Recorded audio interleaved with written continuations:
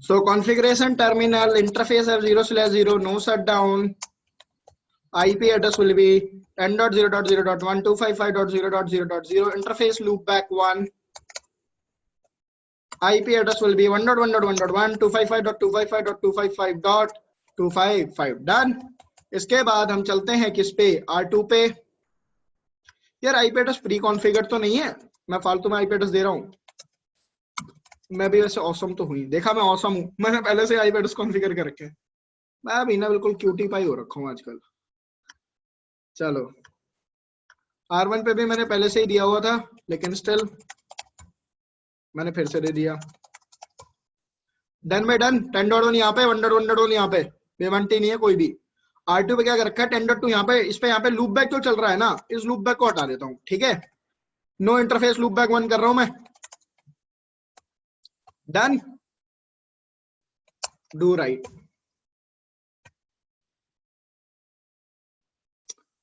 तो R2 पे IP addresses are pre-configured and let me check if the no shutdown is running over them. Yes, absolutely. Move to router R3. R3 पे भी I believe कि मैंने IP address दे रखे होंगे, show IP interface brief. So fast Ethernet 0/0 20.2 and everything is fine here. और जो हमारे loopback address है that is 3.3.3.3. So let me edit the text. 3.3.3.3 done. done. हो गया भाई। अब देखो एक्चुअल में क्या है ना कि आज का जो टॉपिक है ना, आपका सबसे पहला टॉपिक आज की क्लास का, वो टॉपिक है how to reduce scope of EIGRP query packet. How to reduce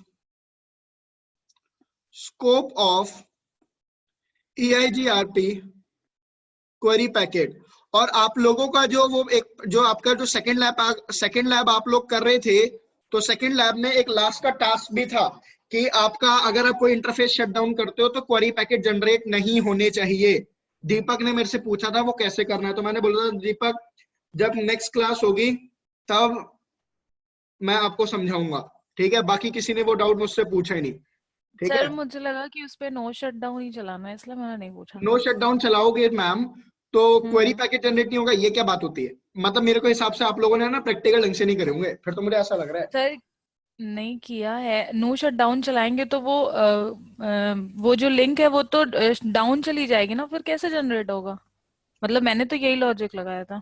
ma'am रुक जाओ, मैं अभी आपको ना उसको भी समझाऊंगा, ठीक है। एक बार ठीक है, आज की क्लास कर लें, उसके बाद हाँ लास्ट में ना हाँ, आपके प्रैक्टिकल एक बार डिस्कस कर लेंगे, ठीक है। ओके चलो, ओके। अब मेरा टॉपिक है how to reduce scope of EIGRP query packet. देखो होता क्या है यार, ये हो गया मान लो राउटर R1, ठीक है। R1 से आगे मान लो मैं कहता हूँ एक स्विच लगा हुआ है, इस स्विच से आगे राउटर लगा हुआ है। भाई ऐसे मान लो तुम, या मान लो तुम डायरेक्ट राउटर ही लगा हुआ है, तुम्हारी मर्जी है। मैंने तो स्विच ऐसी टपोलॉजी थोड़ा बड़ी करने के लिए कर दिया, मेरा अपना स्वैग था, तुम भी कर लेना यार, ठीक है। यहाँ पे हो गया R3, यहाँ पे हो गया R4, और मान लो यहाँ पे इसके आगे हो गया R5, यहाँ पे हो गया R6, यहाँ पे हो गया एक और राउटर R7, यहाँ पे हो गया R8, यहाँ पे हो गया R9। डन। तो इसी तरीके से आपकी टपोलॉजी काफी बड़ी है। Let's suppose there is a loop back over here, और let's suppose there is a network of X here, fine. अब इन सारे राउटर्स के बीच में नेबरशिप फॉर्म हो चुकी है, they have exchange the route in between them, fine. So ये बात तो फिक्स है ना कि इन सारे राउटर्स की राउटिंग टेबल में X नाम का नेटवर्क होगा भाई। अब होगा क्या, मान लो मैं कहता हूं R1 के लिए ये X नाम का नेटवर्क हो जाता है डाउन। सो मैंने आप लोगों को क्या बताया था कि अगर किसी राउटर की के पास कोई नेटवर्क पे पहुंचने का बेस्ट पाथ हो जाता है डाउन, मतलब अगर किसी नेटवर्क पे पहुंचने के लिए सक्सेसर पाथ डाउन हो जाता है और उस राउटर के पास कोई फिजिबल सक्सेसर नहीं है, तो राउटर क्वेरी पैकेट जनरेट करेगा उस नेटवर्क के लिए। लास्ट क्लास में मैंने ये चीज बताई थी, राइट। तो इसका मतलब क्या होगा, अब इसका मतलब होगा ये कि अगर ये X नाम का नेटवर्क डाउन गया R1 पे, ठीक है, तो इसका मतलब R1 के पास कोई फिजिबल सक्सेसर है ही नहीं उस नेटवर्क पे पहुंचने के लिए। So it will generate a query packet will be forwarded to switch will forward to both R2 and R3। अब पता है होता क्या है, अब ये अगर R2 की राउटिंग टेब, अगर R2 के पास कोई और पाथ होता उस X के नेटवर्क पे पहुंचने के लिए, तो वो रिप्लाई पैकेट जनरेट करके साथ के साथ दे देता। लेकिन मुझे एक बात बताओ, क्या R2 के पास कोई और पाथ है X पे पहुंचने के लिए? नहीं है ना। तो अब R2 क्या करेगा, R2 वो देगा अपने सारे नेबर्स को, जितने भी नेबर होंगे R2 को, R3 अपने जितने भी नेबर होंगे सबको देगा। अब क्या R4 के पास X के नेटवर्क पे पहुंचने के लिए कोई और पाथ है? नहीं है। उसको किसने दिया था? R2 ने। अब R2 खुद ही कह रहा है मेरे पास मेरे लिए भी वो नेटवर्क डाउन हो गया, तो R4 के पास कोई और अल्टरनेट पाथ है? नहीं। तो अब R4 अपने सारे नेबर को देगा वो क्वेरी पैकेट। अब तुम देखते जाओ कि वो क्वेरी पैकेट, अगर मैं कह रहा हूं तुम्हारे ऑटोनॉमस सिस्टम में 100 राउटर है, तो 100 के 100 राउटर पे वो क्वेरी पैकेट क्या होगा, फ्लो हो जाएगा। बात समझ में आ रही है? So you can see this thing, your query packet is being forwarded from one router to another router and it will keep on incrementing. मतलब ये क्वेरी पैकेट जाता ही चला जाएगा और आगे आपके पूरे डोमेन में फैलता चला जाएगा, which is somewhere a problem. पता प्रॉब्लम क्यों है? मैंने आप लोगों को लास्ट क्लास में बताया था, एक स्टेट बताई थी, stuck in active state. Stuck in active state क्या होता है कि अगर एक राउटर क्वेरी मैसेज जनरेट करता है, तो जब तक उसको रिप्लाई ना मिल जाए उस क्वेरी पैकेट का, तब तक हम कहेंगे वो स्टक इन एक्टिव स्टेट में है, राइट? तो जब तक R2 को R4 से रिप्लाई नहीं मिलेगा, तब तक वो R1 को रिप्लाई नहीं करेगा। अब मान लो मैं कहता हूं तुम्हारा जो डोमेन है वो इतना बड़ा है कि 3 मिनट से ज्यादा लग गया R2 तक रिप्लाई आने में, तो अब R2 R1 को रिप्लाई तब तक नहीं देगा जब तक उसके पास अपने R4 से रिप्लाई ना आ जाए, राइट? तो उस केस में तो R1 R2 के बीच में नेबरशिप डाउन हो जाएगी। So this is somewhere a problem. तो इस प्रॉब्लम को हम ओवरकम करने के लिए हमने एक टॉपिक, न्यू टॉपिक इवॉल्व कर दिया, how to reduce the scope of EIGRP query packet. इसका मतलब कि क्वेरी पैकेट का स्कोप कम करने का मतलब पता है मेरा मतलब क्या है? मेरा मतलब है एरिया, कि आपका क्वेरी पैकेट कहां तक जाना चाहिए, उसको रिड्यूस करने के लिए मैंने कुछ मेथड्स निकाले। ठीक है, सबसे पहला मेथड पता है क्या है? सबसे पहला मेथड मैं मेथड लिख रहा हूं कि किस तरीके से आप क्वेरी पैकेट्स को, आप मतलब क्वेरी पैकेट का जो फ्लो है वो आप कैसे कम कर सकते हो, कि मतलब वो लिमिटेड राउटर तक जाए। सबसे पहले तो आप क्या करो, फिजिबल सक्सेसर एक पाथ निकाल लो। या तो भाई ये ऑप्शन है सबसे बढ़िया कि अगर R1 के पास कोई एक और बैकअप पाथ होता X पे जाने के लिए, तो क्या वो क्वेरी जनरेट करता? नहीं। या मान लो R2 के पास कोई बैकअप पाथ होता X पे जाने के लिए, तो जब R1 क्वेरी पैकेट देता R2 को X के नेटवर्क के लिए, R2 कहता है मेरे पास एक और पाथ है, वो उसको R1 को देता, अब R1 यहां से ट्रैफिक फॉरवर्ड करता। समझ में आया? लेकिन ऐसा तो पॉसिबल ही नहीं है। तो first method is to add the feasible successor. अब फिजिबल सक्सेसर भी आप मैनिपुलेशन करके आप करवा तो सकते ही हो ना ऐड। अगर मैं AD वैल्यू कम करा दूं, ठीक है, अगर मैं वो कंडीशन सेटिस्फाई करा दूं, तो फिजिबल सक्सेसर भी बन जाएगा। और जब मैंने आपको मैट्रिक मैनिपुलेट करना ही सिखा दिया, तो मतलब अब तो आप सब कुछ कर सकते हो ना। आप AD वैल्यू चेंज कर लो, FD चेंज कर लो, जो करना है वो कर लो आप। ठीक है, so one of the method is that you can form the feasible successor. Second method is to perform the summary. अगर समरी भी जनरेट, अगर आपने समरी फॉरवर्ड कर दी, तो आपका क्वेरी पैकेट का स्कोप भी रिड्यूस हो जाता है। कैसे? फॉर एन एग्जांपल, मैं कहता हूं R1 के पास ये नेटवर्क है 10.1.1.1/24, एक नेटवर्क है 10.1.2.1/24, एक नेटवर्क है 10.1.3.1/24, right? So there are total these 3 network. अब मैं क्या कर रहा हूं, अब मैं R1 से ना, तीनों नेटवर्क है तो अलग अलग ना दोस्तों, अब मैं R1 से मैंने क्या करा, मैंने इन तीनों नेटवर्क की समरी परफॉर्म कर ली, और समरी परफॉर्म करके मैंने भेजा इन सारे राउटर्स को। Is it clear? अब हुआ क्या, मान लो मैं कहता हूं ये नेटवर्क डाउन हो गया, ये नेटवर्क क्या हो गया, डाउन। तो पता है क्या, R1 ना क्वेरी पैकेट जनरेट करेगा।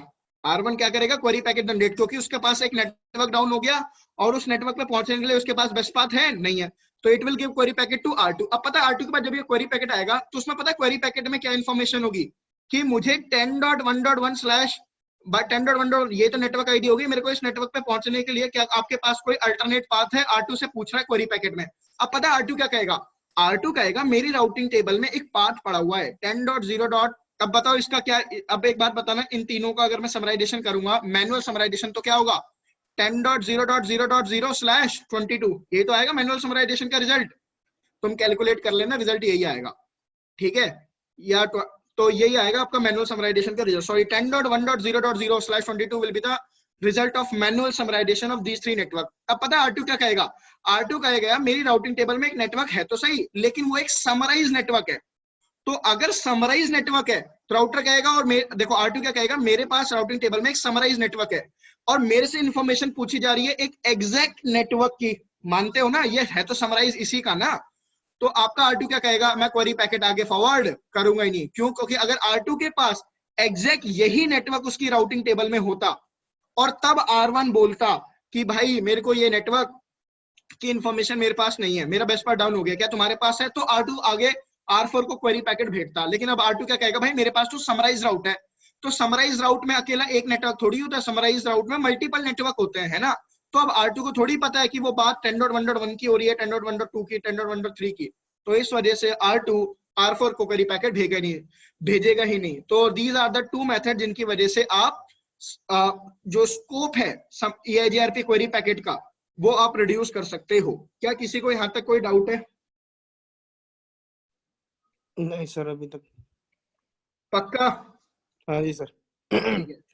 एक लास्ट मेथड और है, वो मेथड होता है stub, to make your router stub. अब तुम याद करना स्टार्टिंग की जब मैंने EIGRP की फर्स्ट क्लास दी थी, जब मैंने फर्स्ट क्लास दी थी किसकी, EIGRP प्रोटोकॉल की, तो मैंने आप लोगों को ये बताया था कि EIGRP के हेलो पैरामीटर में आपकी 5 चीजें होती है। कौन कौन सी? एक बताया था ऑटोनोमस सिस्टम की वैल्यू, फिर बताया था क्या K वैल्यू होती है, फिर क्या बताया था ऑथेंटिकेशन होता है, और क्या बताया था होल्ड टाइम की वैल्यू होती है, और क्या बताया था स्टब। मैंने उस टाइम पे कहा था चारों चीज समझा दी थी, लेकिन मैंने कहा था स्टब की मैं बात बिल्कुल एंड में करूंगा, आज स्टब बढ़ा रहा हूं। ठीक है, देख लो अब स्टब होता क्या है। मान लो ये हो गया राउटर R1, ये हो गया राउटर R2, ये हो गया राउटर R3, डन। मान लो मैं R2 को कॉन्फ़िगर कर दूं एज स्टब राउटर। ध्यान से सुनना, जब मैं R2 को स्टब राउटर कॉन्फ़िगर कर दूंगा ना, पता क्या होगा, जब R2 अपना हेलो मैसेज भेजेगा ना, तो अपनी स्टब फ्लैग को क्या कर देगा, अपनी स्टब फ्लैग को सेट कर देगा 1, कि क्या मैं एक स्टब राउटर हूं। जब R1 अपना हेलो मैसेज भेजेगा, तो क्या उसको आपने स्टब बनाया? नहीं बनाया ना। देखो हेलो पैरामीटर में ये जो पैरामीटर है ना स्टब वाला, वो मिसमैच होना चाहिए। वो क्या होना चाहिए? मिसमैच। अगर ये राउटर भी स्टब है और ये भी स्टब है, तो नेबरशिप फॉर्म नहीं होगी। समझ में आया? तो एक राउटर अगर स्टब है तो दूसरे को आपको स्टब नहीं बनाना चाहिए। डन, पहली चीज। दूसरी चीज, अब जब हेलो मैसेज आएगा तो R1 को पता चल गया कि जो उसका नेबरिंग राउटर है 12.2 वो एक स्टब राउटर है। डन। तो पता है R1 क्या करेगा? अब R1 अपने ऊपर एक इंफॉर्मेशन डाल देगा कि जो मेरे नेबर है ना 12.2, मैं कभी भी उसको कोई क्वेरी पैकेट नहीं भेजूंगा, मैं उसको कोई भी क्वेरी पैकेट नहीं भेजूंगा। समझ में आया? Router will never forward the query packet to stub router. अब मान लो ऐसा होता, सिचुएशन मान लो ऐसी होती है, एक हो गया राउटर R1 और R1 के आगे हो गया स्विच के आगे मान लो हो गया यहाँ पे R2, यहाँ पे हो गया मान लो R3, और उसके बाद आगे और राउटर है, आगे और राउटर है, लो ऐसे बहुत सारे राउटर हैं। अब मैं अगर R2 को स्टब बना दूं और यहाँ पे X नाम का नेटवर्क डाउन हो जाए, तो R1 के R2 को क्वेरी मैसेज भेजेगा नहीं। क्यों? क्योंकि उसको पता है वो राउटर स्टब है, उस स्टब राउटर को कभी क्वेरी भेजी जाती ही नहीं है। समझ में आया? तो this is the thing, you can make a router stub. अब देख लो स्टब कैसे बनाते हैं। थिंग्स आर वेरी इजी, एक ही कमांड चलानी है, राउटर स्टब बन जाएगा। देखो मैं क्या करता हूँ, तीनों राउटर पे EIGRP प्रोटोकॉल कॉन्फ़िगर कर देता हूँ।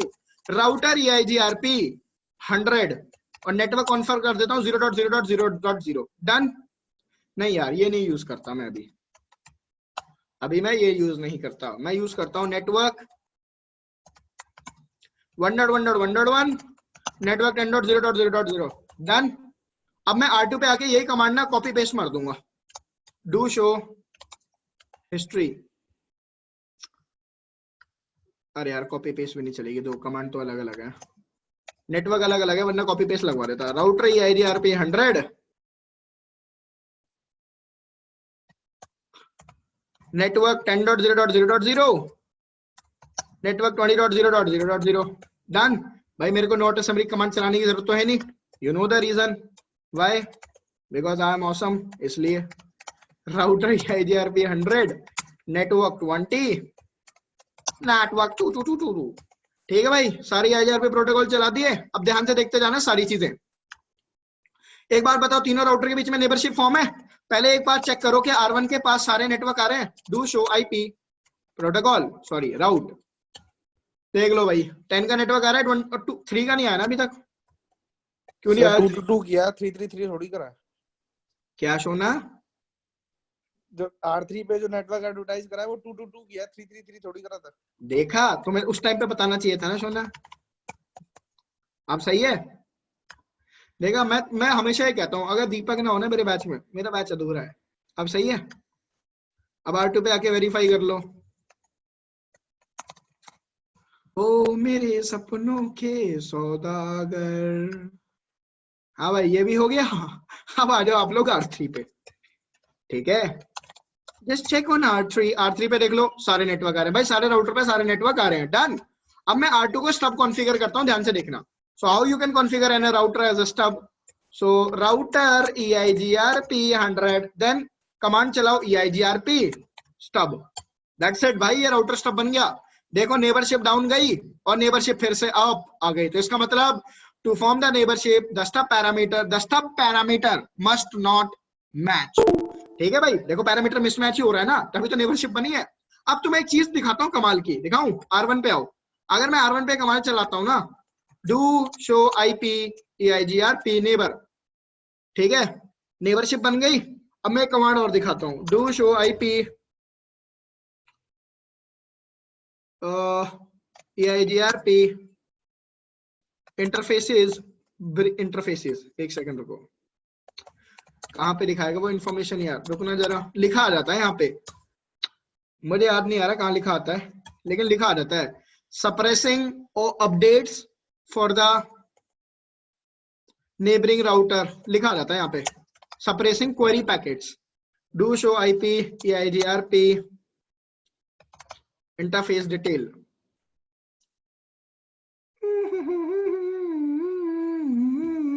एक मिनट, ये इंटरफेस कौन सा अपना R1 का F0/0, तो F0/0 के लिए इंटरफेस पे इंफॉर्मेशन लिखी है भाई, स्प्लिट हॉराइजन इनेबल्ड है और हेलो पैकेट सेंड है। यहाँ पे तो भाई दिखा नहीं रहा।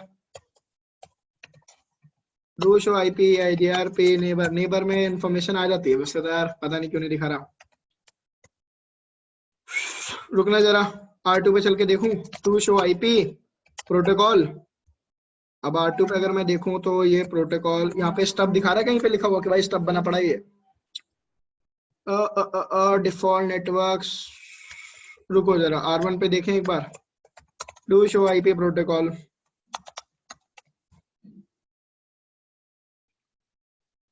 कुछ खाब सजाए मेरे, इनकमिंग इनकमिंग आउटगोइंग।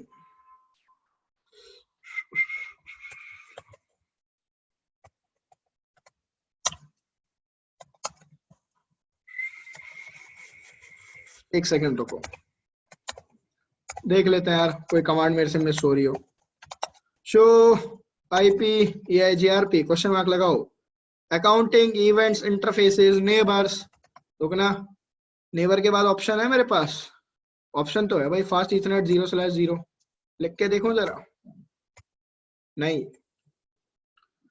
और क्या ऑप्शन अपने पास, कंटेनर डायलर, GMAPS, लूपबैक, ब्ला ब्ला ब्ला ब्ला ब्ला ब्ला ब्ला ब्ला ब्ला ब्ला, अपने को नहीं मिल रहा है। ठीक है, कहीं पे कोई कमांड है, मैं फिर बता दूंगा यार, ऐसा तो है नहीं बताऊंगा, बता दूंगा कि कोई कमांड होती है, उससे ना यहाँ पे राउटर दिखा देता है R1 ना, यहाँ पे आपको लिखा हुआ दिखा देगा suppressing query updates for the neighbouring router 12.2, मतलब वो ये कह देगा कि मैं R1 के लिए कभी भी मेरा कोई नेटवर्क डाउन जाता है तो मैं कभी भी R2 को मैं क्वेरी पैकेट भेजूंगा नहीं। यहाँ पे इन्फॉर्मेशन लिखी आ जाती है, सप्रेसिंग इन्फॉर्मेशन ऐसी लिखी आती है, suppressing query packets for the neighbour 12.2, मतलब मैं 12.2 को कभी भी क्वेरी पैकेट भेजूंगा ही नहीं। ठीक है, अभी मेरे को यहाँ पे कुछ दिख नहीं रहा यार, बाकी तुम हेलो मैसेज देख लो, हेलो मैसेज में दिखा देता हूँ, यहाँ पे स्टब फ्लैग जा ही रही होगी, देख लो। और इवन मैं प्रूफ के लिए क्या कर सकता हूँ, मैं कोई लूप बैक डाउन कर देता हूँ, लूप बैक डाउन करूंगा तो क्वेरी पैकेट तो मैं जाता हुआ दिखेगा ही नहीं, मैं do debug EIGRP query packet command चला दूंगा ज्यादा से ज्यादा। हाँ भाई, हेलो पैकेट जा रहे हैं, मल्टी का स्टोर है, 10.2 का हेलो पैकेट देखो, Cisco EIGRP done. Parameters stub information, ठीक है, देखो यहाँ पे स्टब इंफॉर्मेशन इसने जोड़ दिया वैसे तो, ठीक है। यहाँ पे फ्लैग्स में इसने स्टब नहीं ऑन कर रखी, चलो देखो यार, यही है तुम्हारी इंफॉर्मेशन, बस स्टब यहाँ पे ऑन है, लेकिन वहां पे दिखा देता हूँ 10.1 का हेलो पैकेट। 10.1 में इसको ऊपर करो, कहीं पे ऐसा कुछ स्टब वगैरह कहीं लिखा हुआ दिखाई दे रहा है तुम्हें? नहीं दिखाई दे रहा ना 10.1 के हेलो पैकेट में, और 10.2 के हेलो पैकेट में वो सारी चीज है। डन, हो गया, खेल खत्म, पैसा हजम। और ज्यादा से ज्यादा तुम क्या कर लो, ये कमांड चला लो, debug IP EIGRP packets sorry debug EIGRP packet query, मैंने क्वेरी पैकेट को ऑन कर दी डीबगिंग। अब मैं नेटवर्क डाउन कर दे दूंगा कोई, ठीक है, इंटरफेस लूप बैक 1 इसको कर दो शट डाउन। कोई क्या कोई क्वेरी पैकेट जाता है? EIGRP received query on F0/0 from 10.2। 10.2 ने क्वेरी पैकेट भेजा है इसको, 10.1 ने तो नहीं भेजा। अब इसने पता नहीं कौन सा क्वेरी पैकेट भेज दिया होगा। रुको जरा वारशार्क पे आके देख लेते हैं। इसको करो स्क्रॉल, यहाँ पे जा रहा है आपका क्वेरी पैकेट। देखो 10.2 ने क्वेरी किसकी करी है भाई? 1.1.1 की क्वेरी पैकेट भेजी है इसने। उसके पहले रुक जाओ, 10.1 ने 10.2 को क्या भेज दिया? हाँ भाई तुम ये चीज देखो जरा, एक सेकंड होल्ड करो, मैं अभी बताता हूँ ये तुम्हारे पास ये क्वेरी पैकेट क्यों आ गया। एक सेकंड वेट करना। तो यार पता है क्वेरी पैकेट क्यों आ गया तुम्हारे पास? बता देता हूँ यार, चुप हो जाओ यार। देखो हुआ क्या इस सिनेरियो में, जब R1 पे तुमने लूप बैक डाउन करा, जब तुमने R1 पे लूप बैक डाउन करा तो एक बात बताओ, R1 अपने R2 को बताएगा ना कि यार मेरे पास अब ये नेटवर्क नहीं रहा, तो बताएगा कैसे? कभी तुमने ये सोचा कि अगर एक राउटर की राउटिंग टेबल में से कोई नेटवर्क डाउन हो जाता है तो दूसरे राउटर को ये इन्फॉर्मेशन अपडेट कर देता है कि यार ये नेटवर्क मेरे पास अब डाउन हो गया है, तो तुम भी अपनी राउटिंग टेबल से फ्लश आउट कर लो। तो R1 के पास जब लूप बैक डाउन गया तो ऑब्वियस सी बात है वो क्वेरी तो जनरेट करेगा ही करेगा, लेकिन हमें क्वेरी मैसेज जाता हुआ नहीं दिखा ना, लेकिन एक अपडेट मैसेज जाता हुआ दिख रहा है R1 से R2 की तरफ, ठीक है। और उस अपडेट मैसेज में पता है R1 R2 को क्या बोल रहा है कि 1 का नेटवर्क मेरे पास हो चुका है डाउन, तुम भी अपनी राउटिंग टेबल से उड़ा लो। देख लो जरा, वारशार्क पे दिखा देता हूं। मैंने जब लूप बैक को डाउन करा तो R1 देखो 10.1 से 10.2 को एक अपडेट गई। अब तुम कहोगे सर आपको कैसे पता चला कि वो उसने ये बोला कि डाउन कर दो? बताऊं कैसे, रुक जाओ। वाइड मैट्रिक देख रहे हो, यहाँ पे डिले वैल्यू देख रहे हो क्या? इन्फिनिटी। जब भी एक राउटर दूसरे राउटर को किसी नेटवर्क की इंफॉर्मेशन देता है with the delay value infinity, तो एक बार बताओ इन्फिनिटी डिले वैल्यू को कभी तुम कैलकुलेट कर सकते हो? कभी उसके लिए मैट्रिक कैलकुलेट कर सकते हो? That is not possible. तो राउटर क्या कह रहा है? डिले वैल्यू इन्फिनिटी भेज के बोल रहा है कि भाई ये नेटवर्क मेरे से डाउन हो गया, तुम भी अपनी राउटिंग टेबल से उड़ा दो। समझ में आया? देखो क्वेरी अब क्योंकि R2 एक देखो R2 एक स्टब राउटर है, उसके पास कोई क्वेरी पैकेट नहीं भेजेगा, लेकिन वो तो भेजेगा ना। अब तुम अगर ये कहोगे कि 10.1 का नेटवर्क तुम अपनी राउटिंग टेबल से उड़ा दो, तो वो तो क्वेरी पैकेट जनरेट करके अपने सारे नेबर को भेजेगा ना। तो यहाँ पे ये चीज हुई है, ठीक है, और कुछ नहीं हुआ, कंफ्यूज मत होना। तो अब जो तुम्हारा वो जो लैब था ना, लैब में जो सेकंड तुम्हारा क्वेश्चन था, जो लास्ट का क्वेश्चन था कि मतलब क्वेरी पैकेट दूसरे राउटर के पास फॉरवर्ड नहीं होनी चाहिए, तो उस केस में तुम क्या कर सकते थे? तुम दूसरे राउटर को, ठीक है, जिस भी इंटरफेस पे वो लूप बैक चल रहे थे उसको स्टब मत बनाओ, लेकिन जो उसका नेबरिंग राउटर है जिसकी तरफ वो कह रहा है क्वेरी पैकेट नहीं जाना चाहिए, उसको स्टब कॉन्फ़िगर कर दो, क्वेरी पैकेट जाएगा नहीं। भाई आंसर मिल गया दीपक? हाँ जी सर। बढ़िया, चलो अब ये टॉपिक हो गया ओवर, और मेरी तरफ से EIGRP प्रोटोकॉल भी अब हो गया है ओवर। अब मैं पढ़ा रहा हूँ IPv6, ठीक है, और IPv6 में सारे प्रोटोकॉल की इंप्लीमेंटेशन है। तो पहले स्टैटिक की इंप्लीमेंटेशन बता दूंगा, फिर बता दूंगा रिप की, और रिप के बाद बता दूंगा EIGRP की। तो पहले उससे पहले थ्योरी कुछ समझनी पड़ेगी आप लोगों को, तो थ्योरी पढ़ लो यार।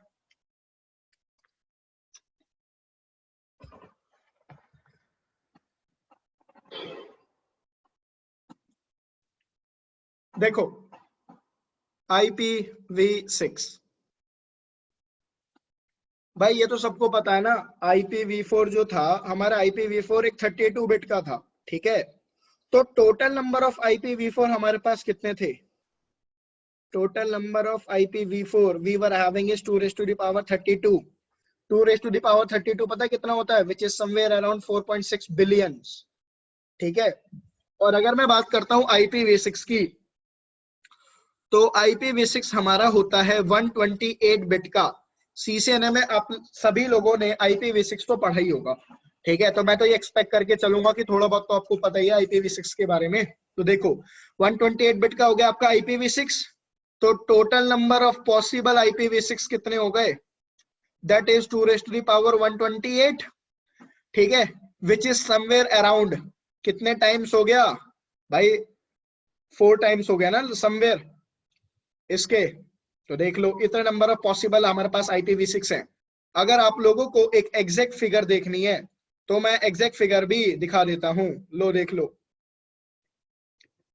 एरन बल्कनास, और ये जो IPv6 का जो टॉपिक है ना, आपको सिर्फ एरन बल्कनास नाम की एक बुक है, उसी से पढ़ना है बस आपको ये टॉपिक।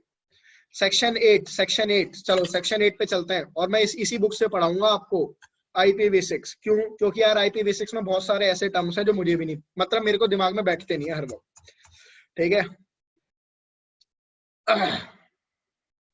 क्योंकि यार इतने बड़े बड़े IPv6 एड्रेस हैं, दिमाग में याद होते नहीं है सारे के सारे। चैप्टर 8 पे आ जाओ, फटाफट वहीं से पढ़ाऊंगा सारी चीजें। डन, फटाफट देख लो। देखो भाई यहाँ पे क्या लिखा हुआ है, अरे कहाँ गया IPv6, ये लो भाई, ठीक है। किसी को कोई भी डाउट आ जाए तो साथ के साथ पूछ लेना, कोई किसी को ऐसा लगे सर ये क्या लिखा हुआ है, ये क्या लिखा हुआ है, तो पूछ लेना भाई, ठीक है। मैं अपनी तरफ से सारी बता दूंगा IPv6 जितना मुझे बताना चाहिए, जितना तुम लोगों को जरूरत होगा। देखो यार यहाँ पे क्या लिखा हुआ है भाई, IPv4 कितने होते हैं आपके, 32 बिट का एड्रेस होता है, तो टोटल IP एड्रेसेस इतने होता है IPv4 में। ये एक एग्जैक्ट फिगर लिखी हुई है आप लोगों के सामने, ये जो फिगर है ना ये एक एग्जैक्ट फिगर है। अब मैंने क्या बताया कि भाई IPv6 कितना होता है, 128 बिट का। So the total number of IPv6 you have is this much. देख लो भाई इतनी बड़ी फिगर है, that is somewhere around 4 times of this figure. बहुत होता है भाई, है क्या नहीं है? तो प्रॉब्लम क्या थी कि यार IP जो V4 था ना, वो हमारे जनवरी 2011 में क्या हो चुके थे, पूरी तरीके से एग्जॉस्ट खत्म हो चुके थे, ठीक है। There is a community called IANA, सबको पता है, इंटरनेट असाइंड नंबर अथॉरिटी। आईना ने एक ऑफिशियल स्टेटमेंट दिया था 31 जनवरी 2011 को, और आईना ने ये बोल दिया था कि अब जितने भी IPv4 है अब उसके पास खत्म हो चुके हैं। So that is why industries are moving towards IPv6। Clear? और तुम देख लो इतने नंबर ऑफ IPv6 एड्रेसेस हैं विच आर ह्यूज।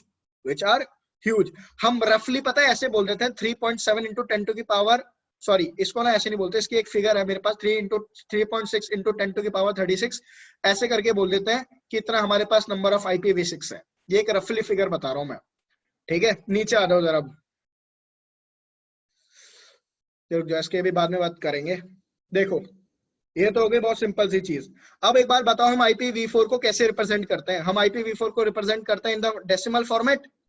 डेसिमल में तो लिखते हैं 1 2 3 4 5 6 7 8, और हम डिनोट कैसे करते हैं, इन 4 ऑक्टेट। 4 ऑक्टेट होता है ना हमारे IPv4 में। एक 8 बिट का फील्ड ये हो गया, उसके बाद एक 8 बिट का फील्ड होता है, फिर आप लोगों के पास एक 8 बिट का फील्ड होगा, और फिर एक 8 बिट का फील्ड होगा। ऐसे ही होता है ना, 8 बिट के आपके 4 फील्ड है, राइट। लेकिन IPv6 में क्या होता है, हम IPv6 को रिप्रेजेंट करते हैं किससे, हेक्साडेसिमल कैरेक्टर से, ठीक है दोस्तों। We represent IPv6 using hexadecimal characters. Done. अब हेक्साडेसिमल कैरेक्टर आई होप आप सबको पता होंगे, 0 to F क्या होता है, हेक्साडेसिमल कैरेक्टर्स होते हैं ना हमारे। अब टोटल कितने फील्ड होता है हमारे IPv6 में भाई, 16 बिट के कितने फील्ड होंगे, 8 field, which will make it 128। समझ में आया? मतलब 16 बिट के आपके कितने फील्ड होंगे, 8 फील्ड होंगे IPv6 के केस में। अब एक बात बताओ, एक फील्ड में 16 बिट करने के लिए मुझे कितने कैरेक्टर लेने पड़ेंगे, एक बात बताओ। मेरे को 4 कैरेक्टर नहीं लेने पड़ेंगे हेक्साडेसिमल के भाई। मान लो मैंने ले लिया डी क्या है, एक हेक्साडेसिमल कैरेक्टर, तो 4 बिट इसकी हो गई, बी 4 बिट इसकी, 7 4 बिट इसकी, 2 4 बिट इसकी, तो एक है, तो तब जाके 16 बिट बने कि नहीं बने। तो एक IPv6 के एक फील्ड में कितने कैरेक्टर होंगे, 4 hexadecimal character, and there will be total 8 fields of 16 bits. Is it clear to all of you? यहां तक तो मैं समझ रहा हूं किसी को कोई डाउट नहीं होगा। अब आगे चलते हैं, ठीक है। देखो अब IPv6 ना मैं एक रैंडमली एक IPv6 लिख रहा हूं, जैसे कि हम IPv4 कैसे लिख देते हैं भाई, 10.0.0.1, राइट।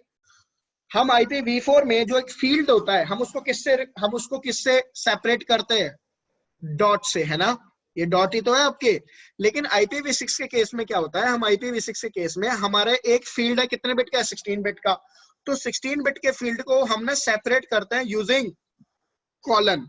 क्या यूज करते हैं हम लोग, कॉलन। तो 16 बिट के मेरे पास ऐसे टोटल होंगे कितने फील्ड, 8 फील्ड। डन भाई, 16 बिट के 8 फील्ड, और ये क्या हो गया हमारा कॉलन। डन। अब मैं एक IPv6 रैंडमली लिख रहा हूं, ठीक है।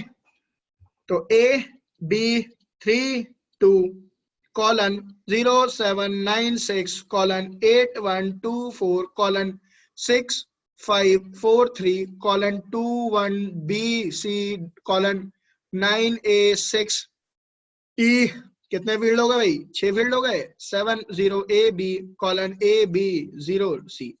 तो हमारा ये एक IPv6 हो गया भाई, ठीक है। डन, क्लियर है। 16 बिट का एक फील्ड, 16 बिट के 8 फील्ड हो गए, 128 बिट पूरी हो गई, हमारा एक IPv6 कंप्लीट हो गया। डन।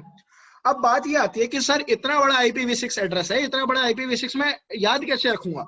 तो यार हमने ना कुछ मेथड्स निकाले हैं, उन मेथड्स के बेसिस पे हम IPv6 एड्रेसेस को क्या कर सकते हैं, थोड़ा सा रिड्यूस कर सकते हैं उसकी रिप्रेजेंटेशन को, ठीक है। अब कैसे करूंगा ये देख लो। How you can reduce an IPv6 address।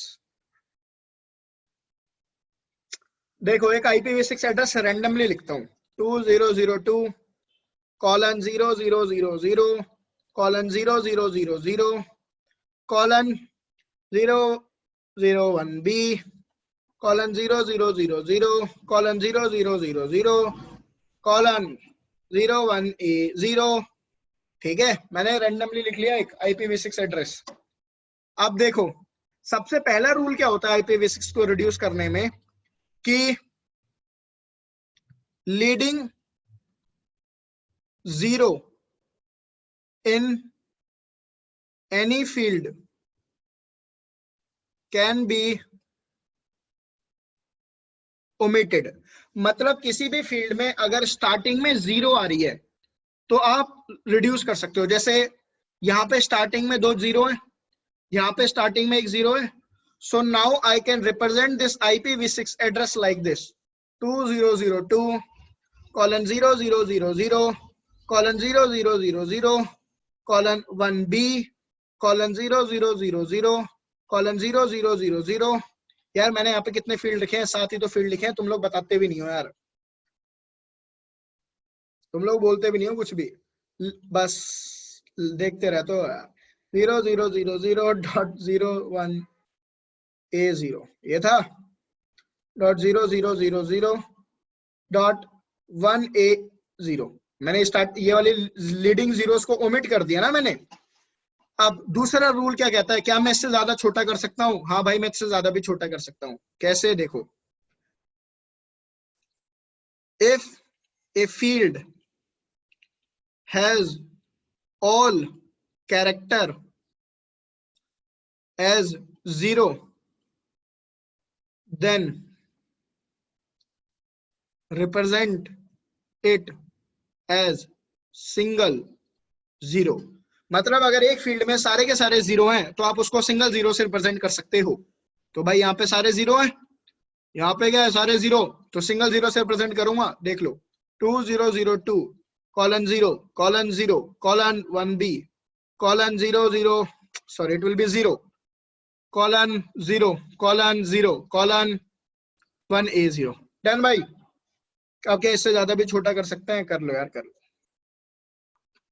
If 2 or more fields are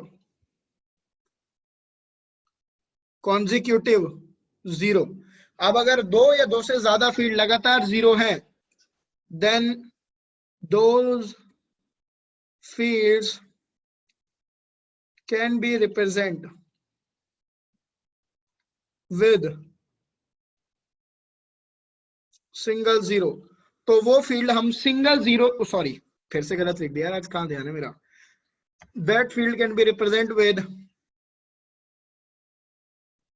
double colon. किससे रिप्रेजेंट कर सकते हैं हम? डबल कॉलन से। अब मैंने क्या कहा, 2 या 2 से ज्यादा फील्ड अगर एक साथ हो, कॉन्जिक्यूटिव का मतलब होता है लगातार, अगर 2 या 2 से ज्यादा फील्ड लगातार एक साथ है तो आप उनको डबल कॉलन से रिप्रेजेंट कर दो। तो रिप्रेजेंट करें 20:0:2। अब ये 2 या 2 से ज्यादा फील्ड डबल कॉलन से रिप्रेजेंट कर दिया, 1B:0:0:0:0:1A0। अब तुम लोग ये कहोगे कि सर ये 2 या 2 से ज्यादा फील्ड ये भी तो लगातार 0 थे, आपने इनको क्यों नहीं करा? भाई नो, ये चीज दिमाग में डाल लो कि आप लोग डबल कॉलन सिर्फ एक ही बार यूज कर सकते हो, आप 2 बार डबल कॉलन यूज नहीं कर सकते। क्यों? बताता हूं, देखो जरा ध्यान से सुनना। अगर मैं आप लोगों को ये IPv6 लिख के दे दूं और मैं बोलूं कि जरा कंप्लीट एक IPv6 लिखो, तो तुम लिख दोगे? बताऊं कैसे? एक फील्ड ये रहा, 2 फील्ड, 3, 4, 5, 6, तो तुम्हें पता ऑब्वियस सी बात है इस डबल कॉलन के अंदर 2 फील्ड में लगातार 0 है, तुम्हें पता चल गया। लेकिन अगर मैं तुम्हारे सामने IPv6 ऐसे लिख दूं 2002 double colon 1B double colon 1A0, अब तुम मुझे बता सकते हो कि यहाँ पे 2 0 की फील्ड है या यहाँ पे 2 0 की फील्ड है?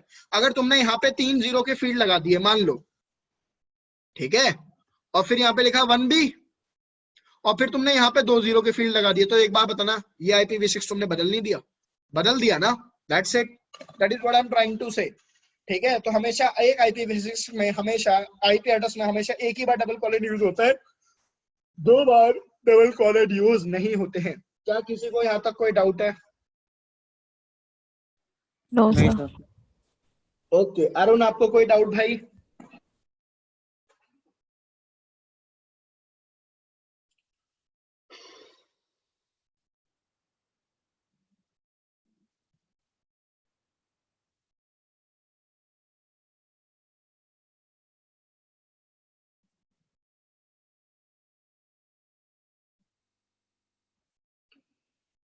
अरुण ने कोई रिप्लाई नहीं करा, तो इसका मतलब मैं ये मान लेता हूँ कि अरुण को समझ में आ गया। अरुण ने रिप्लाई कर दिया वैसे, ठीक है, चलो अब चलते हैं आगे।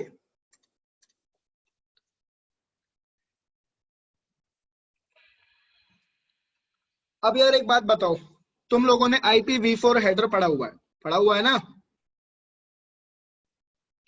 OSI मॉडल में क्या होता है? ट्रैफिक एप्लीकेशन लेयर से प्रेजेंटेशन पे आया, प्रेजेंटेशन से सेशन पे आया, सेशन से कहाँ ट्रांसपोर्टर, ट्रांसपोर्टर पे कहाँ नेटवर्क लेयर पे। अगर डेटा आपका ऊपर वाली लेयर से आ रहा है तो TCP या UDP हेडर ऑलरेडी लगा होगा, फिर क्या लग जाएगा? एक IP हेडर, और वो IP हेडर किसका होता है? बाय IPv4 का, हाँ या ना?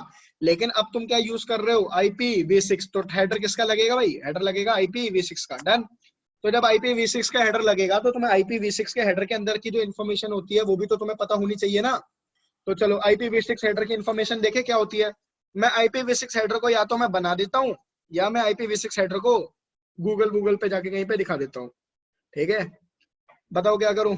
बना दूं IPv6 हेडर? फटाफट बना देता हूँ, ये वाला याद है, मेरा रिवाइज हो जाएगा, नहीं तो भूल जाऊंगा वरना मैं भी। ये लो यार, देखते हैं। बनाया एक बक्सा, उसके बाद भाई एक फील्ड हो गया हमारा वर्जन का। हम यहाँ पे बात कर रहे हैं IPv6 हेडर की। वर्जन के बाद हमारा एक फील्ड होता है ट्रैफिक क्लास, ऐसा लिखा होता है। ठीक है, एक फील्ड यहाँ पे होगा जिसमें लिखा होगा फ्लो लेबल। डन। फिर आपका एक फील्ड होता है यहाँ पे जिसमें लिखा होता है पे लोड लेंथ। एक फील्ड होता है जिसमें लिखा होता है नेक्स्ट हेडर। एक फील्ड होगा आपका हॉप लिमिट। फिर आपका होगा सोर्स एड्रेस। फिर अगला होगा डेस्टिनेशन एड्रेस। भाई लो बन गया। You can see this thing. In case of IPv6, the number of fields are less as compared to IPv4. देखो भाई, तुम लोगों ने IPv4 एक हेडर देखा ही तो हुआ है, ऐसा तो है नहीं कभी देखा नहीं है। अगर तुम लोगों ने एक IPv4 हेडर देखा है तो उसमें तुम्हें पता है ना IPv4 में यार कितने सारे फील्ड्स होते हैं। तो तुम अगर देखो IPv4 में हमारे पास कितने सारे फील्ड है, देखना जरा। IP हेडर ओपन करो जरा इस IPv4 हेडर को, तो इसमें फील्ड और IPv6 के फील्ड देख लो तो कितने कम फील्ड है। इमेज ओपन हो गई, देखना जरा कितने फील्ड है। Identification, flag, fragment, offset, header, checksum protocol, TTL, ये देखो इतने सारे फील्ड है। लेकिन IPv6 में अगर मैं उसके कंपैरिजन में देखूं तो क्या फील्ड कम नहीं है दोस्तों? कम ही फील्ड है ना। तो अब इन फील्ड का मतलब क्या है, कौन से फील्ड का? अब एक बार बताऊं, IPv6 header is almost similar to IPv4। ठीक है, बस जो थोड़े बहुत डिफरेंसेस हैं, जैसे नाम में डिफरेंसेस है बेसिकली, बाकी सारी चीजें एक जैसी है। जैसे कि बताऊं क्या, भाई IPv6 में IPv4 में भी वर्जन लिखा होता है, यहाँ पे भी वर्जन लिखा हुआ, तो यहाँ पे वर्जन का मतलब क्या है कि इट्स वर्जन 6 हेडर, IPv6 का हेडर है।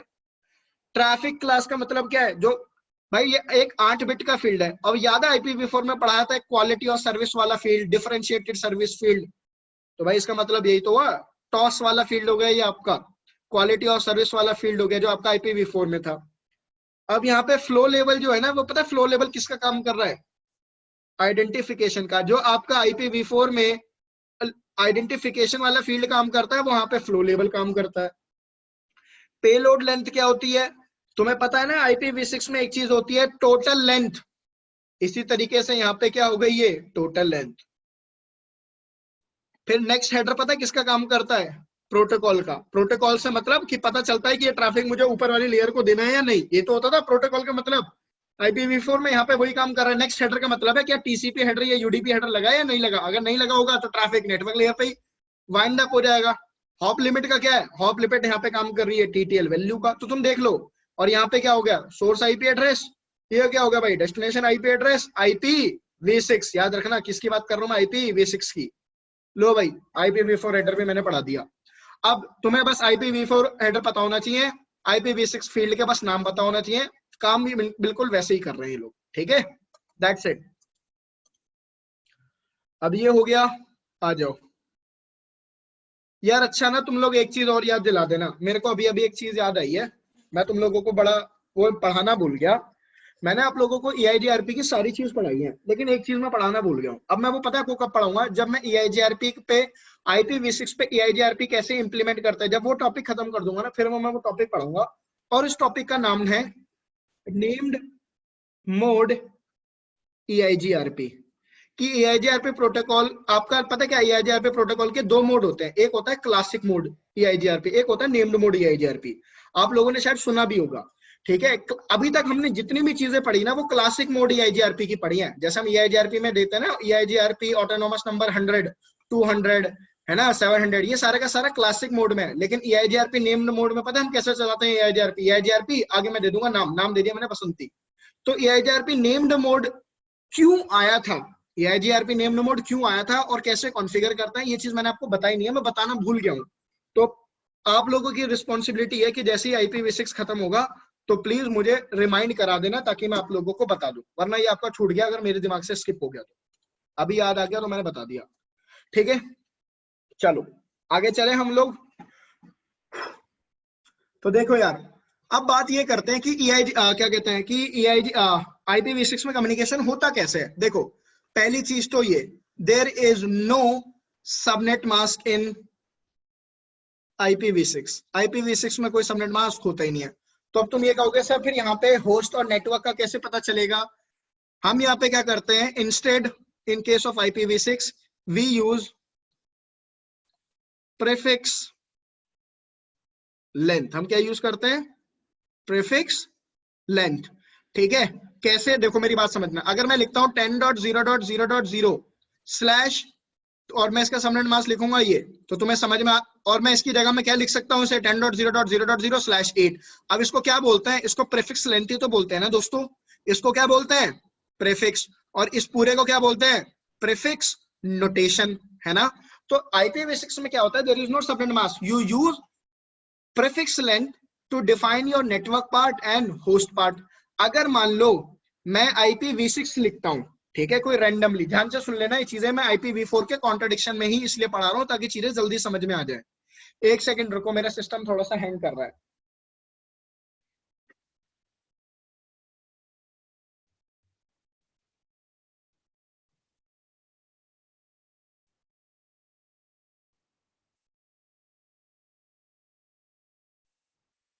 हाँ भाई देखो यार, अभी भी हैंग कर रहा है, देखना बहुत धीरे धीरे यार चल रहा है। एक सेकंड रुक जाओ यार फिर अभी।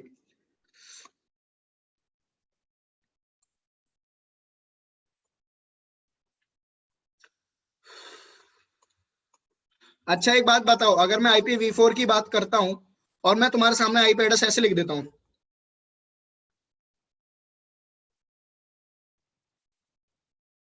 /16, और एक मैं IP एड्रेस ऐसे लिखता हूं और मैं लिखता हूँ /24। तो क्या तुम मेरे को इसकी नेटवर्क आईडी और इसकी नेटवर्क आईडी बता सकते हो?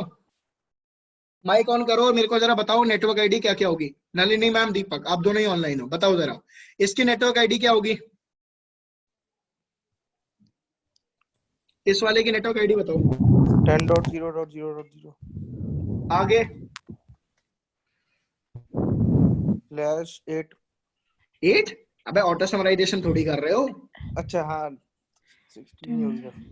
इसकी क्या होगी? 10.1.1.0 आगे /24। बिल्कुल भाई, सीधा सीधा क्या होता है नेटवर्क आईडी में, क्या होता है जो नेटवर्क वाला पार्ट है वो तो एज इट इज रहता है, और जो होस्ट वाला पार्ट है वो सारा का सारा 0 हो जाता है। यही तो नेटवर्क आईडी होती है ना। अगर मैं यही चीज मैं IPv6 में करता हूँ, ध्यान से देखना, मैं अगर मान लो आप लोगों के सामने IPv6 ऐसे लिख दूं 10:1:1:, ये कॉलन है यार, ठीक है, :1:1, अगर मैं ऐसा IPv6 लिखता हूं तो क्या तुम समझते हो इस IPv6 का मतलब? अगर मैं इसको एक्सपेंड करूं तो क्या आएगा? 0010:00:0001 :0001 :0001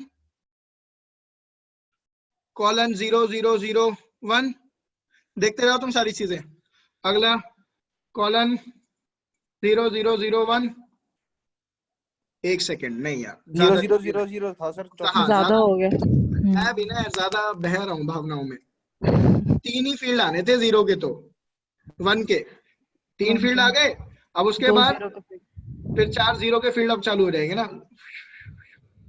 आगे क्या आएगा भाई? एक बार और 0। एक बार और 0 आएगी, बस 1 1 1। अब 1 आएगा ना। डन हो गए 8 फील्ड पूरे, 7 ही हुए हैं। ये गधा है दीपक। अब हुए ना भाई? तो गए सर 8। मैं वही तो कह रहा हूँ, 8 हो गए थे। तुम लोग भी ना यार कंफ्यूज कर रहे हो मुझे। चलो यहाँ तक ठीक है। ये दीपक है ना, ये मजाक कर रहा है मेरे साथ आज। चलो 8 फील्ड हो गए ना। अब देखो यहाँ पे अगर मैं ऐसे लिख देता हूँ /48, तो इसका मतलब क्या हुआ? 48 बिट्स नेटवर्क को रिप्रेजेंट कर रहा है। 48 बिट कहां तक होगा दोस्तों? क्या यहाँ तक 48 बिट पूरी नहीं हुई?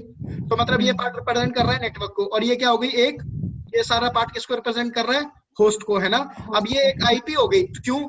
तो देखो यहाँ पे 1 लिखा हुआ। अब मैं तुम्हें बोलूं इस IP एड्रेस का नेटवर्क आईडी लिखना, तो आप क्या लिखोगे? 10:1:1 /48 नेटवर्क आईडी हो गई कि नहीं होगी? क्योंकि डबल कॉलन का मतलब क्या है? बाकी सारे फील्ड किसके हैं? 0 के। अब होस्ट में तो ये 0 हो जाएगा ना, ये भी। होस्ट का मतलब क्या होता है? सारे फील्ड 0 हो गए ना, तो डबल कॉलन ही लिख दूंगा मैं। समझ में आ गया दीपक? हाँ जी सर। पक्का? कोई डाउट तो नहीं है? नहीं सर। चलो, तो आई होप अब आप लोग IPv6 में नेटवर्क आईडी भी खुद से लिख सकते हो। बस जो नेटवर्क वाला पार्ट है उसको एज इट इज लिखो, और बाकी होस्ट वाला पार्ट सारा के सारा 0 बना दो। That's it, that's the network ID. Done. तो मैंने क्या लिख दिया? कोई IPv6 में सबनेट मास्क होता ही नहीं है। अब एक बात बताओ, अगर IPv6 में सबनेट मास्क ही नहीं है तो क्या सबनेटिंग होगी? नहीं। पहली चीज आप ये समझो कि हम सबनेटिंग क्यों कर रहे थे। हम सबनेटिंग इसलिए कर रहे थे ताकि हम IPv4 की वेस्टेज को रिड्यूस कर सके, हम लोग IPv4 को एफिशिएंटली यूज कर सके। लेकिन IPv6 है ही हमारे पास इतने कि भाई तुम्हारे बच्चों के बच्चों के बच्चों के बच्चों को शायद जरूरत पड़ जाए IPv6 में सबनेटिंग लाने की, लेकिन अभी हमारे को जरूरत नहीं है। डन। तो इसलिए ना ही सबनेटिंग है ना ही VLSM है। ठीक है, तो मतलब चीजें इजी होती जा रही हैं। और समझो, आप IPv6 में ना कभी ब्रॉडकास्ट भी नहीं होता। There is no as such broadcast address in IPv6। तो इसका मतलब IPv6 कभी ब्रॉडकास्ट करेगा नहीं करेगा। ठीक है, अगली चीज, IPv6 में या तो ट्रैफिक होता है यूनिकास्ट, या ट्रैफिक होगा मल्टीकास्ट, और या ट्रैफिक होगा एनीकास्ट। ठीक है, अब मेरी बात ध्यान से सुनना यार। ठीक है, यूनिकास्ट तुम लोगों को पता है, मल्टीकास्ट भी तुम लोगों को पता है। एनीकास्ट की मैं अभी के लिए जिक्र नहीं करूंगा, एनीकास्ट का मैं जिक्र करूंगा बाद में कि एनीकास्ट क्या चीज होती है। ठीक है, परेशान होने की जरूरत नहीं है, बताऊंगा जरूर। तो by default there is no broadcasting in IPv6। आप ब्रॉडकास्टिंग कभी करवा ही सकते नहीं हो, या तो ट्रैफिक यूनिकास्ट होगा या ट्रैफिक मल्टीकास्ट होगा। अब तुम लोग कंफ्यूज मत हो जाना कि सर ब्रॉडकास्ट क्यों नहीं होता। एक बात मैंने आप लोगों को CC ने जब पढ़ाया था तो बड़ा चिल्ला चिल्ला के एक बात बोलता हूं मैं कि there is no technology in this world which is working on broadcast. सारी टेक्नोलॉजी इस दुनिया में मल्टीकास्ट पे काम करती है, सारी की सारी टेक्नोलॉजी। तो ब्रॉडकास्ट जैसा कुछ होता है ही नहीं। इसके अलावा एक चीज और बता देता हूँ कि आप लोग जब CCI RNS पढ़ोगे ना, जब आप वो पढ़ते हो सिक्योरिटी वगैरह, तब तो कुछ भी कोई भी लेना देना नहीं है, लेकिन जब आप CCI RNS पढ़ोगे तो आपको एक टॉपिक आएगा मल्टीकास्टिंग। तब जब आप मल्टीकास्ट पढ़ते हो ना, तब आपको समझ में आता है यार ये वीडियो, ये जो रेडियो सिग्नल्स होते हैं, ये जो टीवी सिग्नल्स होते हैं, ठीक है, या जब भी एक जगह से दूसरी जगह ट्रैफिक फॉरवर्ड किया जाता है तो कैसे फॉरवर्ड किया जाता है, तुम्हें एक्चुअल में तब पता चलता है कि चीजें कैसे काम करती है। मल्टीकास्ट टॉपिक पढ़ोगे CCI RNS में जाके, और तब तुम्हें चीज बड़े क्लियरली, तुम्हें तुम्हारी बुक में एक चीज बड़े बोल्ड अक्षरों में लिखा होगा कि भाई ब्रॉडकास्ट जैसी कोई चीज होती नहीं है, सब मल्टीकास्ट होता है। ठीक है, तो हम लोग भी यही मान के चलेंगे कि IPv6 में ब्रॉडकास्ट होता ही नहीं है, यूनिकास्ट और मल्टीकास्ट होता है ट्रैफिक अभी के लिए। एनीकास्ट भी होता है लेकिन अभी हमें नहीं पता, बाद में बात करेंगे। ठीक, अब एक चीज और बता देता हूं कि ना IPv6 के केस में ARP जैसी चीज भी नहीं होती है। There is no ARP in IPv6। अब ARP प्रोटोकॉल का काम क्या था कि भाई IP एड्रेसेस की हेल्प से मैक एड्रेस को फाइंड आउट करना। बात ये आती है कि IPv6 में जब ARP है ही नहीं तो दूसरे डिवाइस का मैक एड्रेस पता कैसे चलेगा। क्वेश्चन आगे के नहीं आ गया? चलो इस क्वेश्चन का आंसर थोड़ा फाइंड आउट करने की कोशिश करते हैं। देखो, सबसे पहली चीज, ये मान लो मेरे पास हो गया एक राउटर, ये राउटर कह लो या आप इसको एक पीसी मान लो, जो तुम्हारी मर्जी है वो मान लो। यहाँ पे एक हो गया मान लो स्विच, और स्विच लगाना है लगाओ, नहीं लगाना मत लगाओ, तुम्हारी मर्जी है यार। ठीक है, यहाँ पे हो गया एक और पीसी। मैं कहता हूँ इसका IP एड्रेस है 10.0.0.1, इसका IP एड्रेस हो गया 10.0.0.2। ठीक है, और जब स्विच के साथ दो राउटर कनेक्ट हो जाए तो हम क्या बोलते हैं उसको? मल्टी एक्सेस नेटवर्क बोल देते हैं ना। 2 या 3 या 4 राउटर कनेक्ट हो जाते हैं सेम IP एड्रेस के, तो हम it is known as multi access network. Done. अब बात ये करते हैं कि इनका कम्युनिकेशन होगा कैसे। भाई हमें सिंपल सा पता है कि PC1 will generate N ARP request. ARP request में सोर्स IP लगाएगा अपनी, डेस्टिनेशन IP क्या लगाएगा? ब्रॉडकास्ट IP एड्रेस लगेगा ना। और ब्रॉडकास्ट IP एड्रेस क्या होता है? ये सोर्स में क्या लगा अपना, इसका खुद के मैक एड्रेस, डेस्टिनेशन मैक क्या लगा? Broadcast MAC address. और ब्रॉडकास्ट मैक क्या एड्रेस होता है? जब सारे के कैरेक्टर आपके हो जाते हैं F, या ARP रिक्वेस्ट किसके पास जाएगी? PC2 के पास। PC2 वहां से क्या जनरेट करेगा? एक ARP रिप्लाई। ARP रिप्लाई में सोर्स IP क्या होगी? 10.2, डेस्टिनेशन IP 10.1, सोर्स मैक अपने खुद का मैक एड्रेस, और डेस्टिनेशन मैक क्या लगेगा? ए ARP रिप्लाई। तो ARP रिक्वेस्ट क्या हो गई? ब्रॉडकास्ट। ARP रिप्लाई क्या हो गई? यूनिकास्ट। डन। ये आपका प्रोसेस होता है IPv4 के केस में। लेकिन अब मैं यही बात रिपीट करता हूँ, किसके केस में? IPv6 के केस में क्या होता है? तो देखो, या तो आप ये PC समझ लो या राउटर समझ लो, फिर से वही बात है। PC1 आगे स्विच लगाना है स्विच लगाओ, नहीं लगाना मत लगाओ, दो डिवाइसेस आपस में कनेक्टेड है। लो, मैंने मान लो इस पे IPv6 कॉन्फ़िगर कर रखा है 10:1:1:1/48। कोई डाउट? आई होप कोई डाउट नहीं होगा। यहाँ पे मैंने IP एड्रेस कॉन्फ़िगर कर रखा है 10:1:1:2/48। ये किसका हो गया? PC2 का IP एड्रेस। अब बात ये आती है, जब PC1 को PC2 को ट्रैफिक फॉरवर्ड करना होगा, how it will get to know the MAC address of PC2? ARP तो होता नहीं है। अब पता है क्या होता है? IPv6 में ARP प्रोटोकॉल को रिप्लेस कर दिया गया है। From which protocol? And that protocol is named as NDP. NDP stands for Neighbor Discovery Protocol. ठीक है, एक सेकंड रुको मैम, अब आपके अलावा बैच में कोई है? अब होता क्या है IPv6 के केस में? IPv6 में NDP प्रोटोकॉल रिप्लेस कर देता है ARP को। तो मतलब devices are going to use NDP protocol to discover the MAC address of their neighbour instead of generating ARP। Fine.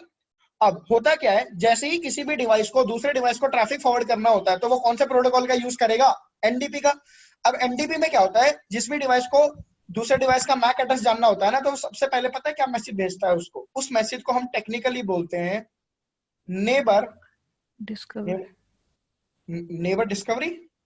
Message, मतलब neighbour NDP। Solicitation message. Technically हम बोलते हैं उसको नेबर सॉलिसिटेशन मैसेज। डन। और उसके बाद PC2 उसको भेजेगा क्या अपनी तरफ से? Neighbour advertisement message. और नेबर एडवर्टाइजमेंट मैसेज में वो अपना मैक एड्रेस वगैरह देगा किसको? PC1 को। And then PC1 will forward the traffic. Fine, clear है मैम यहाँ तक? Yes sir.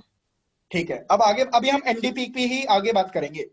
देखो, मैं अगर बात करता हूं ARP प्रोटोकॉल की, तो मैम ARP एक लेयर 2 प्रोटोकॉल है और layer 3 sir layer 2। Layer 2 protocol है, तो लेयर 2 का मतलब क्या हो गया कि आर्प के ऊपर सिर्फ और सिर्फ ईथरनेट हेडर लगेगा, हाँ या ना? एक तो यस आर्प सर। हेडर होगा और आर्प हेडर के ऊपर क्या लगा होगा? Ethernet header. इसके अलावा कुछ और होगा? कुछ और नहीं होगा ना, क्योंकि लेयर नहीं। 3 प्रोटोकॉल होता तो क्या लगता? हाँ तो आईपी हेडर भी। लेयर 4 होता तो आईपी हेडर भी लगता है, टीसीपी हेडर भी लगता है, ईथरनेट हेडर भी। अगर लेयर 2 प्रोटोकॉल है तो इसका मतलब there will be Ethernet header.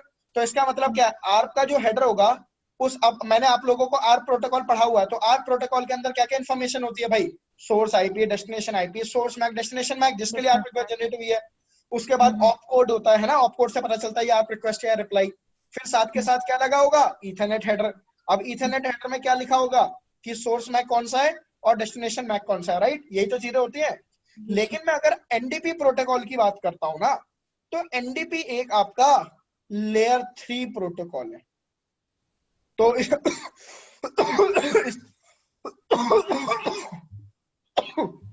तो इसका मतलब क्या हुआ कि एक तो एनडीपी का हेडर लगेगा, एनडीपी हेडर के ऊपर क्या लगेगा? Ethernet header. IPv6 का हेडर। ओके लेयर 3 हाँ। हेडर हो गया ना ma'am. IP yes yes yes. और लेयर 3 हेडर और IPv6 हेडर के ऊपर क्या लगेगा? Ethernet header. Ethernet header yes. अब बात ये आती है IPv6 के, भाई ईथरनेट हेडर के अंदर तो आपका लगेगा source MAC, destination MAC, fine. और IPv6 हेडर के अंदर क्या लगेगा? Source IP, destination IP. But my point is, अगर आर्प होता तो आर्प में सोर्स मैक किसका लग जाता है भाई? उस डिवाइस का मैक एड्रेस जो कि आर्प रिक्वेस्ट जनरेट कर रहा है, राइट? जनरेट करता है यस डेस्टिनेशन सर। मैक लगता है ब्रॉडकास्ट, ये तो हमें पता ही है ना। लेकिन एनडीपी के, मैंने आपको बताया कि भाई ब्रॉडकास्ट तो होता ही नहीं है IPv6 के केस में। तो सवाल तो यस ये आ गया अब कि भाई डेस्टिनेशन मैक एक तो यूज क्या होगा? क्या डेस्टिनेशन मैक लगेगा, क्या डेस्टिनेशन आईपी लगेगा? फिर आईपी मेरे लगेगा। सवाल ये भी आ रहा था भाई सोर्स मैक भी बताओ और सोर्स आईपी भी बताओ। ये सारी चीजें अब मेरा हो गया क्वेश्चन। अब इसका आंसर मैं देखो ऐसे करता हूँ। इसके लिए मैं क्या करता हूँ, देखो इस सिनेरियो तो पूरा बना ही पड़ा ऊपर, इसी सिनेरियो के हिसाब से हम बात करते हैं। ये लो मैम, आपको दिख रहा है स्क्रीन पे जो भी लिखा हुआ है? हाँ सर देख रहे ठीक है ठीक है।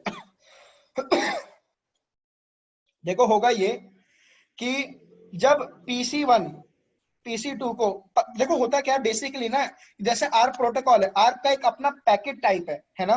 आर्प का ये हैं। पूरा पैकेट टाइप ही तो होता है। हम इसको क्या बोलते हैं? रुक जाओ एक सेकेंड, ये पूरा पैकेट टाइप ही तो है आर्प का। तो यस सर। एनडीपी प्रोटोकॉल का कोई अपना ना खुद का कोई पैकेट नहीं होता। एनडीपी क्या करता है? NDP uses ICMP V6 protocol. NDP या क्या यूज करता है? ICMP V6 का पैकेट, ठीक है। अब बात करते हैं ICMP V6 में क्या होगा, ध्यान से सुनना। मैं कहता हूं कि सबसे पहले क्या होगा आपका? ICMP V6 का हेडर लगा होगा। उस ICMP V6 हेडर के नीचे क्या लगा होगा? IP header, IPv6 header. और IPv6 हेडर में क्या होगा? Source IP। सोर्स आईपी और क्या होगा? डेस्टिनेशन। Destination IP। फिर एक सेकेंड, फिर क्या होगा? ICMP V6 के नीचे फिर आपका लग जाएगा सोर्स मैक, डेस्टिनेशन मैक। अब बात करते हैं सोर्स मैक क्या लगेगा, डेस्टिनेशन मैक क्या लगेगा, ठीक है। सोर्स आईपी, डेस्टिनेशन आईपी, ध्यान से सुनिएगा। पता है सोर्स आईपी पे तो लगेगा IPv6 address of source device. जो भी सोर्स डिवाइस है उसका IPv6 एड्रेस लगेगा, ठीक है। जो भी मतलब मैक एड्रेस जानना चाहता है। अब बात आती है डेस्टिनेशन आईपी। अगर आर्प रिक्वेस्ट होता तो डेस्टिनेशन आईपी क्या होती? Broadcast IP address broadcast IP yes sir. 255.255.255.255. लेकिन अगर यहाँ पे तो ये यहाँ पे क्या होगा? यहाँ पे एक मल्टीकास्ट IPv6 एड्रेस लगेगा। क्या लगेगा? Multicast IPv6 address. अब आप कहोगे सर मल्टीकास्ट IPv6 एड्रेस आएगा कहां से? ये मल्टीकास्ट IPv6 एड्रेस कैलकुलेट किया जाएगा। और कैलकुलेट कहां से होगा? जो source source IPv6 IP. Address है ना, उसमें से मल्टीकास्ट IPv6 एड्रेस से कैलकुलेट किया जाएगा और वो लगेगा डेस्टिनेशन आईपी में। मैम यहां तक क्लियर है? हाँ जी सर। अब बात आती है सोर्स मैक में क्या लगेगा भाई? सोर्स मैक में लग जाएगा MAC address of source device, as source simple as device. That. लेकिन डेस्टिनेशन मैक क्या लगेगा? आर्प रिक्वेस्ट होता तो ब्रॉडकास्ट मैक लगता है, अब यहाँ पे लगेगा multicast destination multicast MAC address. IP. अब ये डेस्टिनेशन मल्टीकास्ट मैक एड्रेस कहां से आएगा? ये कैलकुलेट किया जाएगा इस MAC multicast address. IPv6 address से। क्लियर है मैम? ओके IPv6 एड्रेस है, ओके। हाँ, yes sir. Multicast IPv6 address से मैं कैलकुलेट करूंगा मल्टीकास्ट मैक एड्रेस, और ये मल्टीकास्ट IPv6 एड्रेस कहां से आएगा, वो कैलकुलेट करूंगा मल्टीकास्ट IPv6 सोर्स एड्रेस से, सोर्स के लिए। आईपी से, ठीक है। मैम यहाँ तक क्लियर है चीजें? Yes sir, clear. चलो ठीक है। तो सो फार अभी तक हमने बस ये चीजें समझने की कोशिश करी है कि IPv6 के केस में ट्रैफिक कैसे फॉरवर्ड होगा। तो मतलब एनडीपी प्रोटोकॉल यूज होगा, एनडीपी यूज करता है ICMP v6, ICMP v6 में ये इन्फॉर्मेशन लग के जाती है। अभी मैं दिखा देता हूँ कि कैसे ये कैसे मल्टीकास्ट एड्रेस कैलकुलेट किए जाते हैं, अभी सारी चीजें बताता हूँ, ठीक है। उसके लिए मैं क्या करता हूँ, राउटर पे चलता हूँ और राउटर पे चल के चीजें समझते हैं।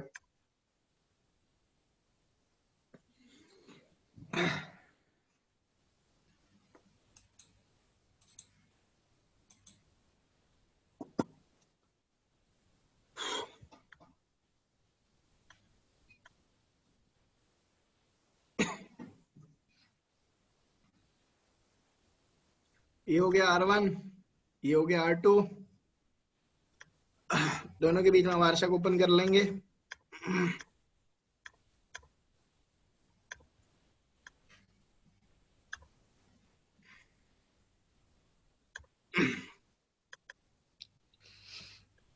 वार्षिक और इनेबल कर लेता हूं R1 और R2 के बीच में।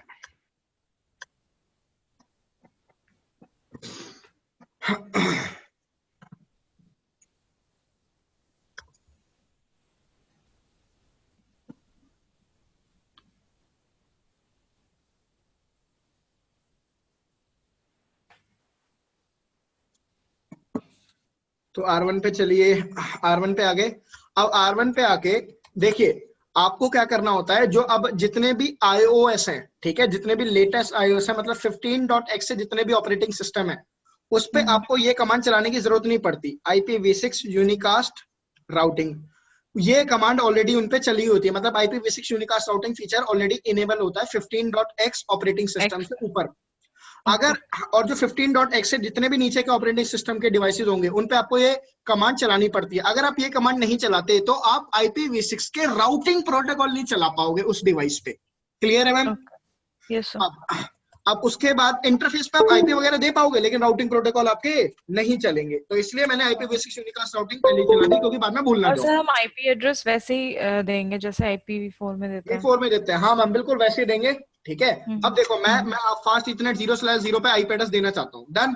तो देखो मैं यहाँ पे लिख देता हूँ, मैं यहाँ पे आईपी एड्रेस दे देता हूँ 10:1:1/48, और यहाँ पे आईपी एड्रेस दे देते हैं 10:1:1:2/48। एक ही नेटवर्क की आईपी एड्रेस हो गए ना, दैट्स 2@ लिख दिया। चलो तो अब हम R1 और R2 पे आईपी एड्रेस कॉन्फ़िगर करते हैं। देखिए R1 पे अगर मैं चलता हूं तो मैंने इंटरफेस पे गया, इंटरफेस पे जाके सबसे पहले हम कमांड चलाएंगे नो शटडाउन। अब मैं कमांड क्या दूंगा, अगर IPv6 एड्रेस देना है तो मैं लिखूंगा IPv6 एड्रेस, डन। अब IPv6 एड्रेस देने के बाद मैं लिखता हूं कि मेरे को क्या एड्रेस कॉन्फ़िगर करना है, 10:1:1:1/48। तो सबनेट मास्क भी हो गया, प्रीफिक्स से सबनेट मास्क पता चल गया, मतलब जो भी जितने भी नेटवर्क कौन सा पार्ट नेटवर्क का है आईपी एड्रेस दे दिया आपने, डन, दे दिया हमने।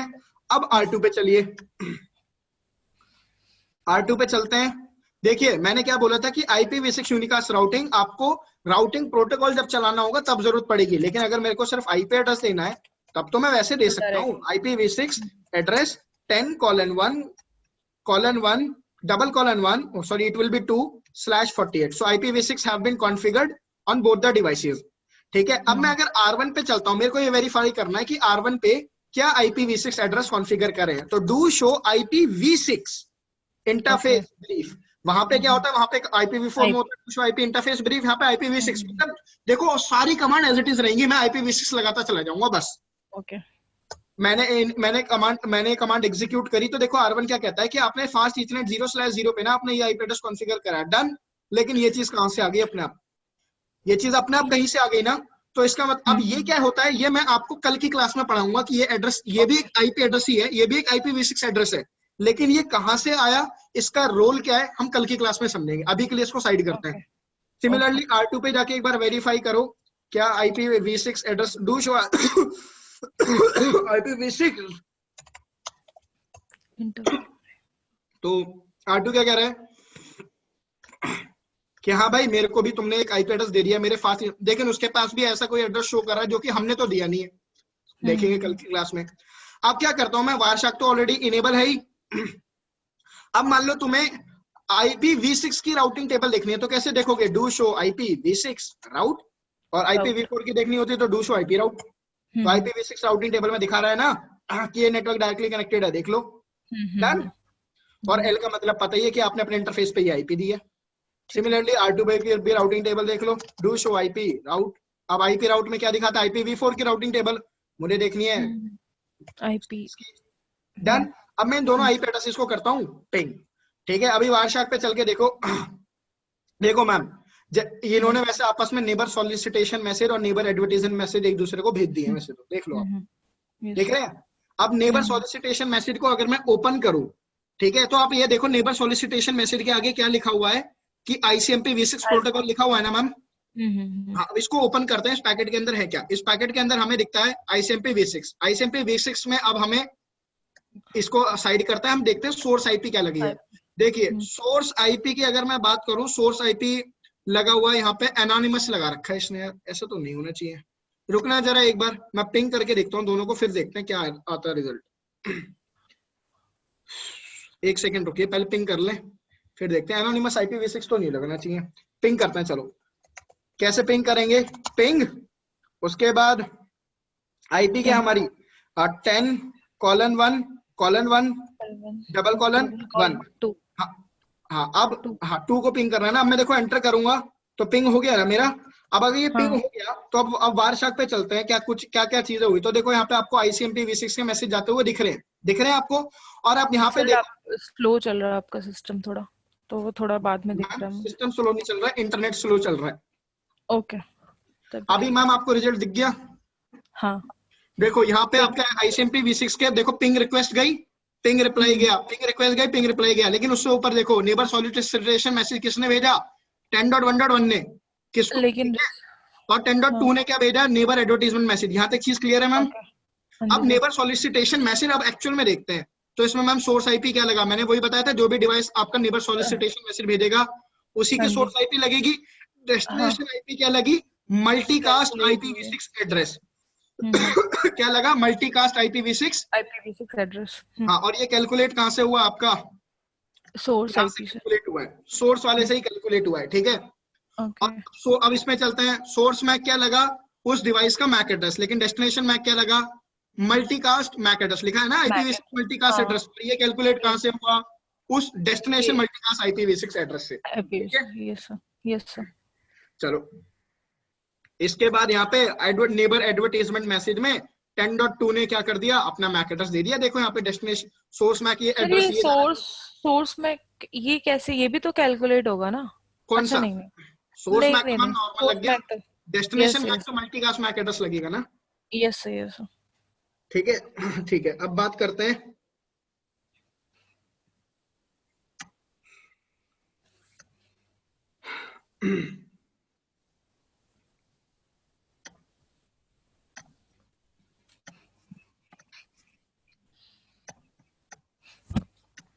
एक सेकंड रुकिए, वारशक पे चलते हैं।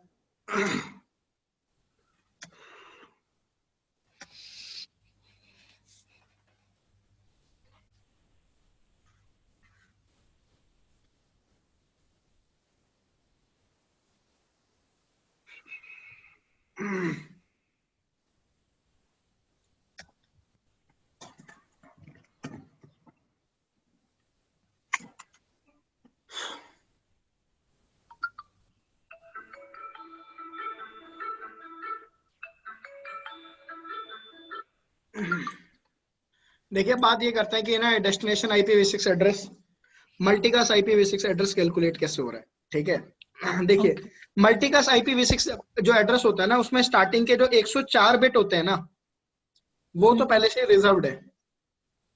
ओके, कि वो हमेशा वही होंगे। और जो लास्ट के 24 बिट्स हैं, ठीक है, वो हम लेंगे किससे, IPv6 एड्रेस से। डन। अब यहाँ पे ना एक चीज मैं और थोड़ा सा करेक्ट कर देता हूँ, मैंने थोड़ी सी यहाँ पे एक चीज गलत कर दी है।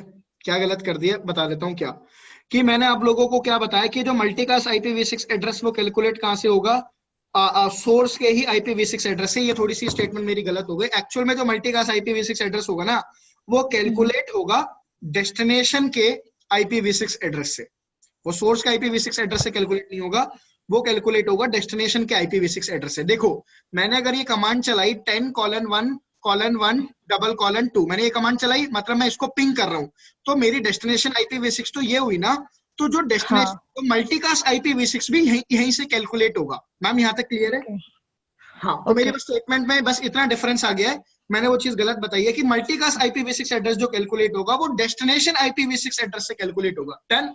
अब वो देख लो वो कैसे होगा कैलकुलेट। वो कैलकुलेट ऐसे होगा कि मैंने आपको बताया कि 104 बिट तो स्टार्टिंग की रिजर्व्ड है, वो हमेशा एज इट इज रहेंगी, और वो हमेशा क्या होगी, मैं लिख देता हूं FF02:1 एंड फिर उसके बाद कॉलन FF00। ये जो है ना ये स्टार्टिंग के 104 बिट्स हैं।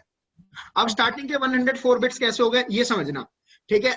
मैं इसको थोड़ा सा ऐसे करता हूं, डन डन डन, ज्यादा ही हो गया तो देखिए, अगर मैं अगर इसमें अगर मैं इसी IPv6 एड्रेस को थोड़ा सा एक्सपेंड करूं तो ये एक्सपेंड होके कैसे लिखा जाएगा ये IPv6 FF02:00:00:00:00।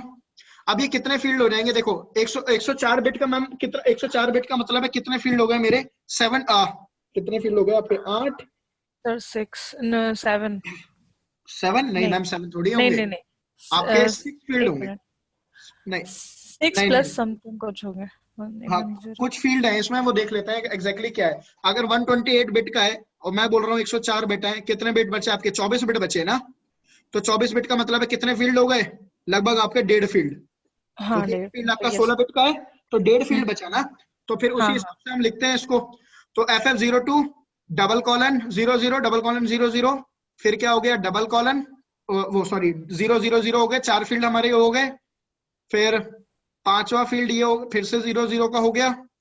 उसके बाद ये छठा फील्ड लेगा आई थिंक, देखते हैं। फिर ये जो छठा फील्ड है वो क्या हो गया, ये वाला हो गया 0001। सेवंथ फील्ड क्या हो गया FFF00। तो यहाँ पे थोड़ा सा गड़बड़ कर, यहाँ पे एक और फील्ड होगा, या एक सेकेंड इसको हटाते हैं, एक 0 और होगा, एक 0 और होगा, क्यों 8 ही तो फील्ड होते हैं मैम, 4 फील्ड तो यही हो गए, अभी 7 ही हुए ना, 4 फील्ड ये हो गए, रुक जाओ मैं आपको बता रहा हूँ, 4 फील्ड ये हो गए, 3 ही हो गए। मैंने क्या बोला कि जो 24 बिट्स हैं वो कहाँ से ली जाएंगी, डेस्टिनेशन IPv6 से ली जाएंगी। अच्छा, हाँ जी सर। तो इसका मतलब क्या है, जो आखिरी का फील्ड है 8 फील्ड वो तो पूरा IPv6 एड्रेस से आएगा, और जो एक और 8 बिट होगी वो भी IPv6 एड्रेस से आएगा, है ना। तो इसका बेसिकली मतलब क्या बना है, इसका बेसिकली मेरा मतलब ये बनेगा कि ये जो 6 फील्ड है, मतलब ये जो इन्फॉर्मेशन है ना, ये वाली इन्फॉर्मेशन, ये इन्फॉर्मेशन रिप्रेजेंट कर रही है आपका 6.5 फील्ड, और बाकी की 1.5 फील्ड कहां से लेंगे हम, IPv6 एड्रेस से। अब ठीक है, अब देखो अगर मेरा IPv6 एड्रेस क्या है 10:1:1 डबल कॉलन मैंने 2 लिखा, तो अगर मैं इसको एक्सपेंड करूं तो मैं लास्ट वाली फील्ड को एक्सपेंड करूं तो क्या आएगा 0002, ठीक है। और इससे पहला जो फील्ड होगा वहां पे क्या आएगा 0000, यही आएगा मैम। अब मेरे को 24 बिट लेनी है तो 24 बिट कहां तक लूंगा, ये यहाँ तक 24 बिट हो गई कि नहीं हो गई, हो गई मैम। 16 ये हो गई और 4 ये हो गई, तो मतलब मैं इतनी सी इंफॉर्मेशन तो उठाऊंगा IPv6 की, ठीक है। और ये जो जितनी इंफॉर्मेशन है ये पूरी 104 बिट की है, तो ये उठाऊंगा मैं, ये पहले से प्री डिफाइंड है, तो मतलब मेरा मल्टीकास्ट IPv6 एड्रेस बनेगा FF02:1, और उसके बाद आपका 1 आ जाएगा, उसके बाद हम आपके यहाँ पे लिखेंगे FF, ये फील्ड ना ऐसे होगा लगभग F0FF, या फिर ये ऐसा होगा 000 और फिर ये 0002, ऐसे कहीं करके आपका ये फील्ड बन के आएगा। और अभी ना वायरशक पे देख लेते हैं, वायरशक क्या कह रहा है, वायरशक यही कहेगा आपका इसी तरीके से IPv6 कैलकुलेट होगा ये वाला, ठीक है। देख लेते हैं IPv6 वो कैसे कैलकुलेटेड दिखा रहा है। आई थिंक FF00 फिर कॉलन के बाद 20 मैम ये फील्ड ना देखो ऐसे हो जाएगा, टेक्निकली मैं आपको बता दूं तो ये कंप्लीटली ऐसा निकल के आएगा FF02:1, उसके बाद कॉलन FF00 कॉलन 0002 ये निकल के आएगा फील्ड। देखो ये दो हाँ, फील्ड, वही ये है। ये फील्ड ये हो गए आपके, ये दो फील्ड 0 यहाँ पे आ गई और 2 F यहाँ के यहाँ पे आ गए, बात खत्म। ये तो आपका इस तरीके से निकल के आएगा। डन।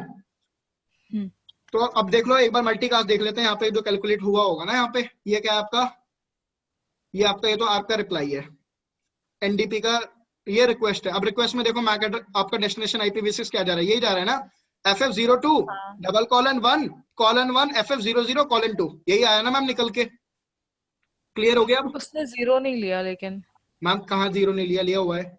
ये कॉलम एक्स्ट्रा हो जाएगी ना, मुझे लगता है वो 0 इसमें इंक्लूड होना चाहिए था। किसमें? सर ये 00 कॉलन 2 हमने लिया है ना, हाँ तो ये हमारी 1.5 बिट जो है वो होनी चाहिए थी यहाँ पे, बट इसने F00 तक तो हमारा 6.104 बिट है, रुक उसके जाओ, बाद डायरेक्टली उसने 2 ऐड किया ना, रुको रुको तो रुको, उसने एक ही ऑक्टेट तो लिया। रुक जाओ। अब बताओ, अब ठीक है 104 बिट अब पूरे हो गए आपके? हाँ अब आपके 104 बिट पूरे हो गए, 16 बिट इसके हो गए, ठीक ये है। फील्ड 8 बिट का हो गया, बाकी सारे 16 बिट के हो गए, तो 104 बिट पूरी हो गई। 24 बिट आपने यहाँ से उठा ली, पूरा हो गया आपका। फिर 0 लगा दिया। हाँ हाँ, हाँ अभी हो गया complete। तो ये आपका 104 बिट इस पे बनता है, वो 00 मैंने फिर गलती से लिख दिया। आपका इतना ही पोर्शन है आपका 104 बिट का, जो कि ऑलरेडी फिक्स है। ठीक है, तो आपका डेस्टिनेशन IPv6 ऐसे कैलकुलेट होगा, this will be the fix part, और जो लास्ट की जो 24 बिट होंगी वो आपकी वहां से कैलकुलेट हो जाएंगे आपके डेस्टिनेशन IPv6 एड्रेस से। ठीक है, यस सर, समझ में आ गया।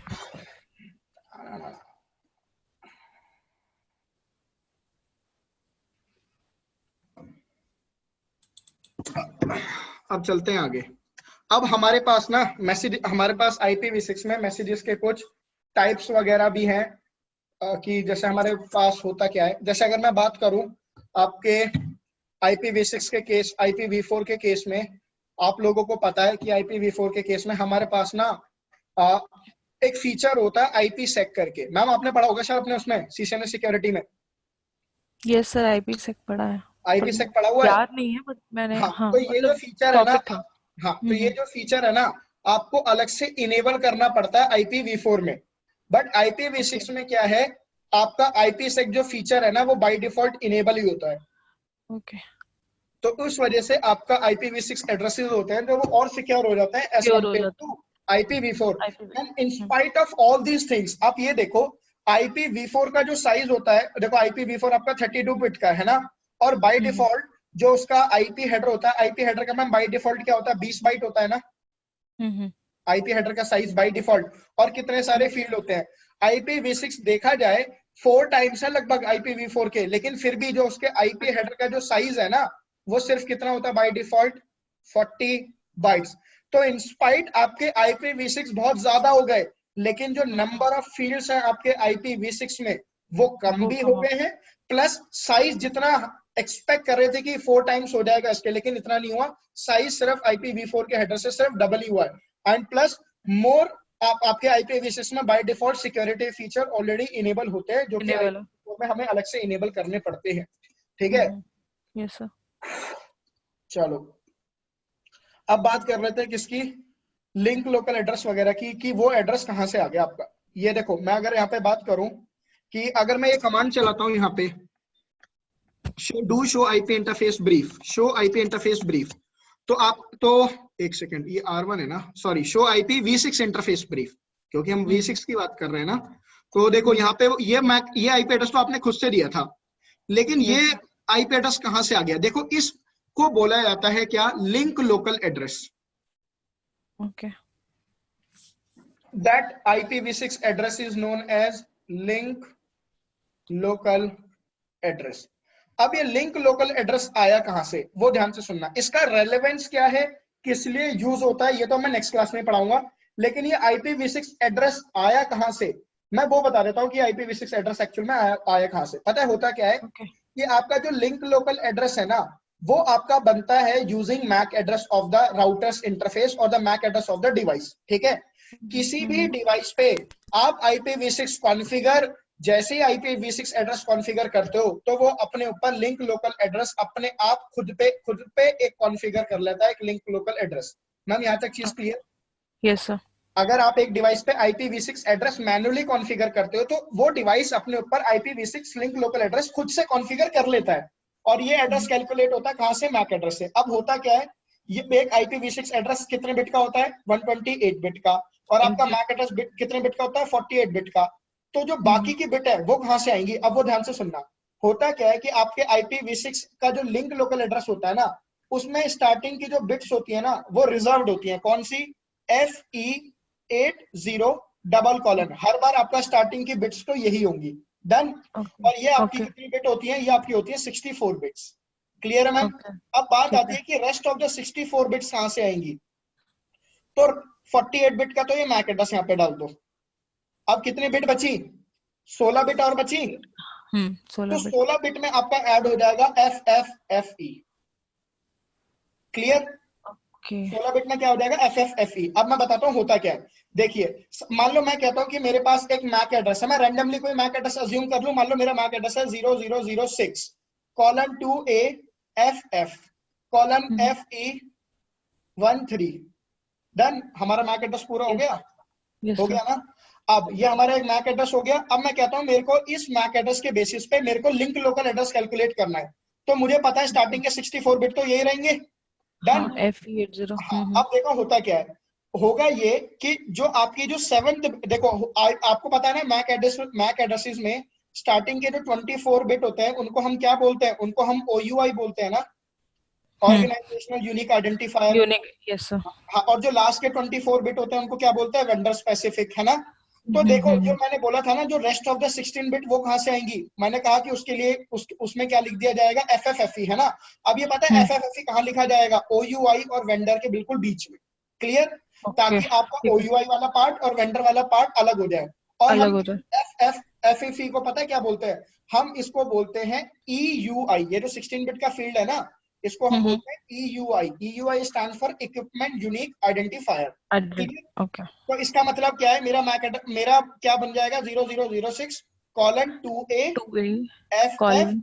इसका FF लिया मैंने, ये वाला, ओके ठीक है? ओके। उसके बाद एंड कॉलन, 2 बिट उसके बाद FE FE लिखूंगा, FF फिर लिखूंगा FF, और फिर कॉलन FE13। मैम यहाँ तक FE13। चीज क्लियर है? Yes sir. अब बात ये आती है कि अब देखो 64 बिट मैम आपकी पूरी हो गई, हाँ और आपकी 64 बिट ये थी, तो हाँ आपका IPv6 एड्रेस पूरा हो गया कि नहीं हो गया? पूरा हो गया। Yes sir. लेकिन एक चीज इसमें, एक चीज और है, बस वो चीज और ध्यान से सुनना कि ये 64 बिट के लगने से पहले, इसके साथ लगेगा ना तभी तो 128 बिट का IPv6 होगा। उससे पहले होगा क्या कि आपके ये जो पूरा एड्रेस है ना, इस एड्रेस को पूरे को पहले इस 64 बिट को आप कन्वर्ट कर लो एक बार बाइनरी में। जब आप इसको कन्वर्ट करोगे बाइनरी में, तो आपके पास क्या आएगा? ये वाला फील्ड को आप कैसे लिखोगे? 0000। 000। ये वाले फील्ड को आप कैसे लिखोगे? 0 0000। 0 डन। आप ऐसे लिखोगे ना? अब होगा क्या, हाँ जो जी सर। आपकी सेवंथ बिट होगी ना, जो भी आपकी सेवंथ बिट होगी, ये आपकी सेवंथ बिट है मैम, ये वाली। हाँ इस बिट को रिवर्स कर दो, मतलब 0 है तो 1 कर 1 दो, 1 1 है तो 1 0 1। कर दो। तो अब क्या हो गया? ओह 0000000010। डन। अब इसको मैं क्या लिखूंगा? 0। इसको क्या लिखूंगा? 2। ये 2 हो गया ना? बाइनरी से जब मैं इसको कन्वर्ट करूंगा तो 2 ही तो बनेगा। ओके। हाँ हाँ हाँ 2 ही बना ना मैम? यहाँ पे वैल्यू क्या होती है? 1 2 4 8, हाँ हाँ नहीं नहीं वो समझ में आ गया। है ना? तो अब आपका एक्चुअल में जो IPv6 एड्रेस पता है निकल के क्या आया? FE80:02:02:6 026 2A 2A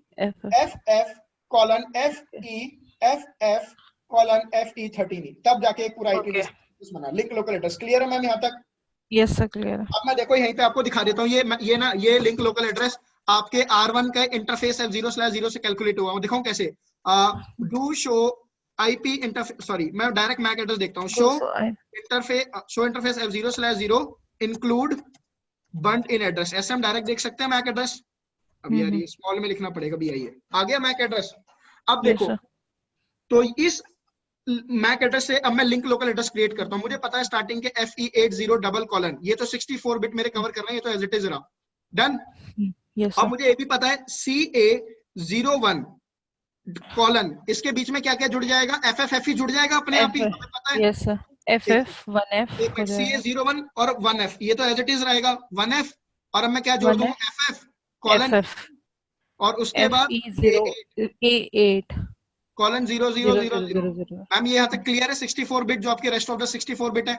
अब मैं क्या करूंगा, इसको मैं कन्वर्ट, सेकंड वाला का हाँ अब ये वाला जो फील्ड है इसको तो अलग करो पहले 64 बिट को, और ये वाला जो फील्ड है ये 64 बिट बनता है। बाइनरी में चेंज हाँ, करते इसको बाइनरी में कन्वर्ट करो तो सी को आप कैसे लिखोगे? सी कितना होता है मैम? 12 को आप हाँ। कैसे लिखोगे? 1 1 0 0।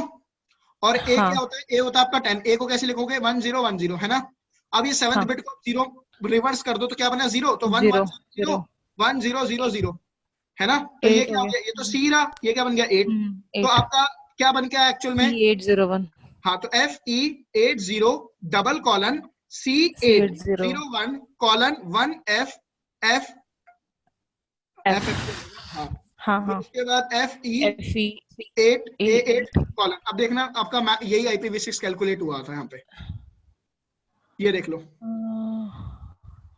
FE80 yes sir double colon C801 colon 1FFF last bit 0 1FFF colon FE80। Last में 0 क्यों आ गया? क्योंकि सही सारे फील्ड 0 के थे। बट इसका यूज क्या है मतलब? मैम कल की क्लास में बताऊंगा ना, ओके बताया तो सही। लिंक लोकल एड्रेस का मैम आपको मैं एक टेक्निकली चीज बताता हूँ कि एक्चुअल में जब ट्रैफिक फॉरवर्ड होता है ना, जब ट्रैफिक फॉरवर्ड होता है तो ना सोर्स मैक नहीं लग के जाता, लिंक लोकल एड्रेस लग के जाता है। अभी के लिए बस इतना समझ लो। डेस्टिनेशन डिवाइस का मैक एड्रेस नहीं लग के जाता, डेस्टिनेशन डिवाइस का लिंक लोकल एड्रेस लग के जाएगा ट्रैफिक में।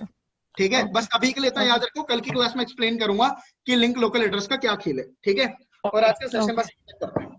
ठीक है, ओके सर। ठीक है, चलिए ठीक है ma'am, bye, take care. Okay, bye sir, bye sir.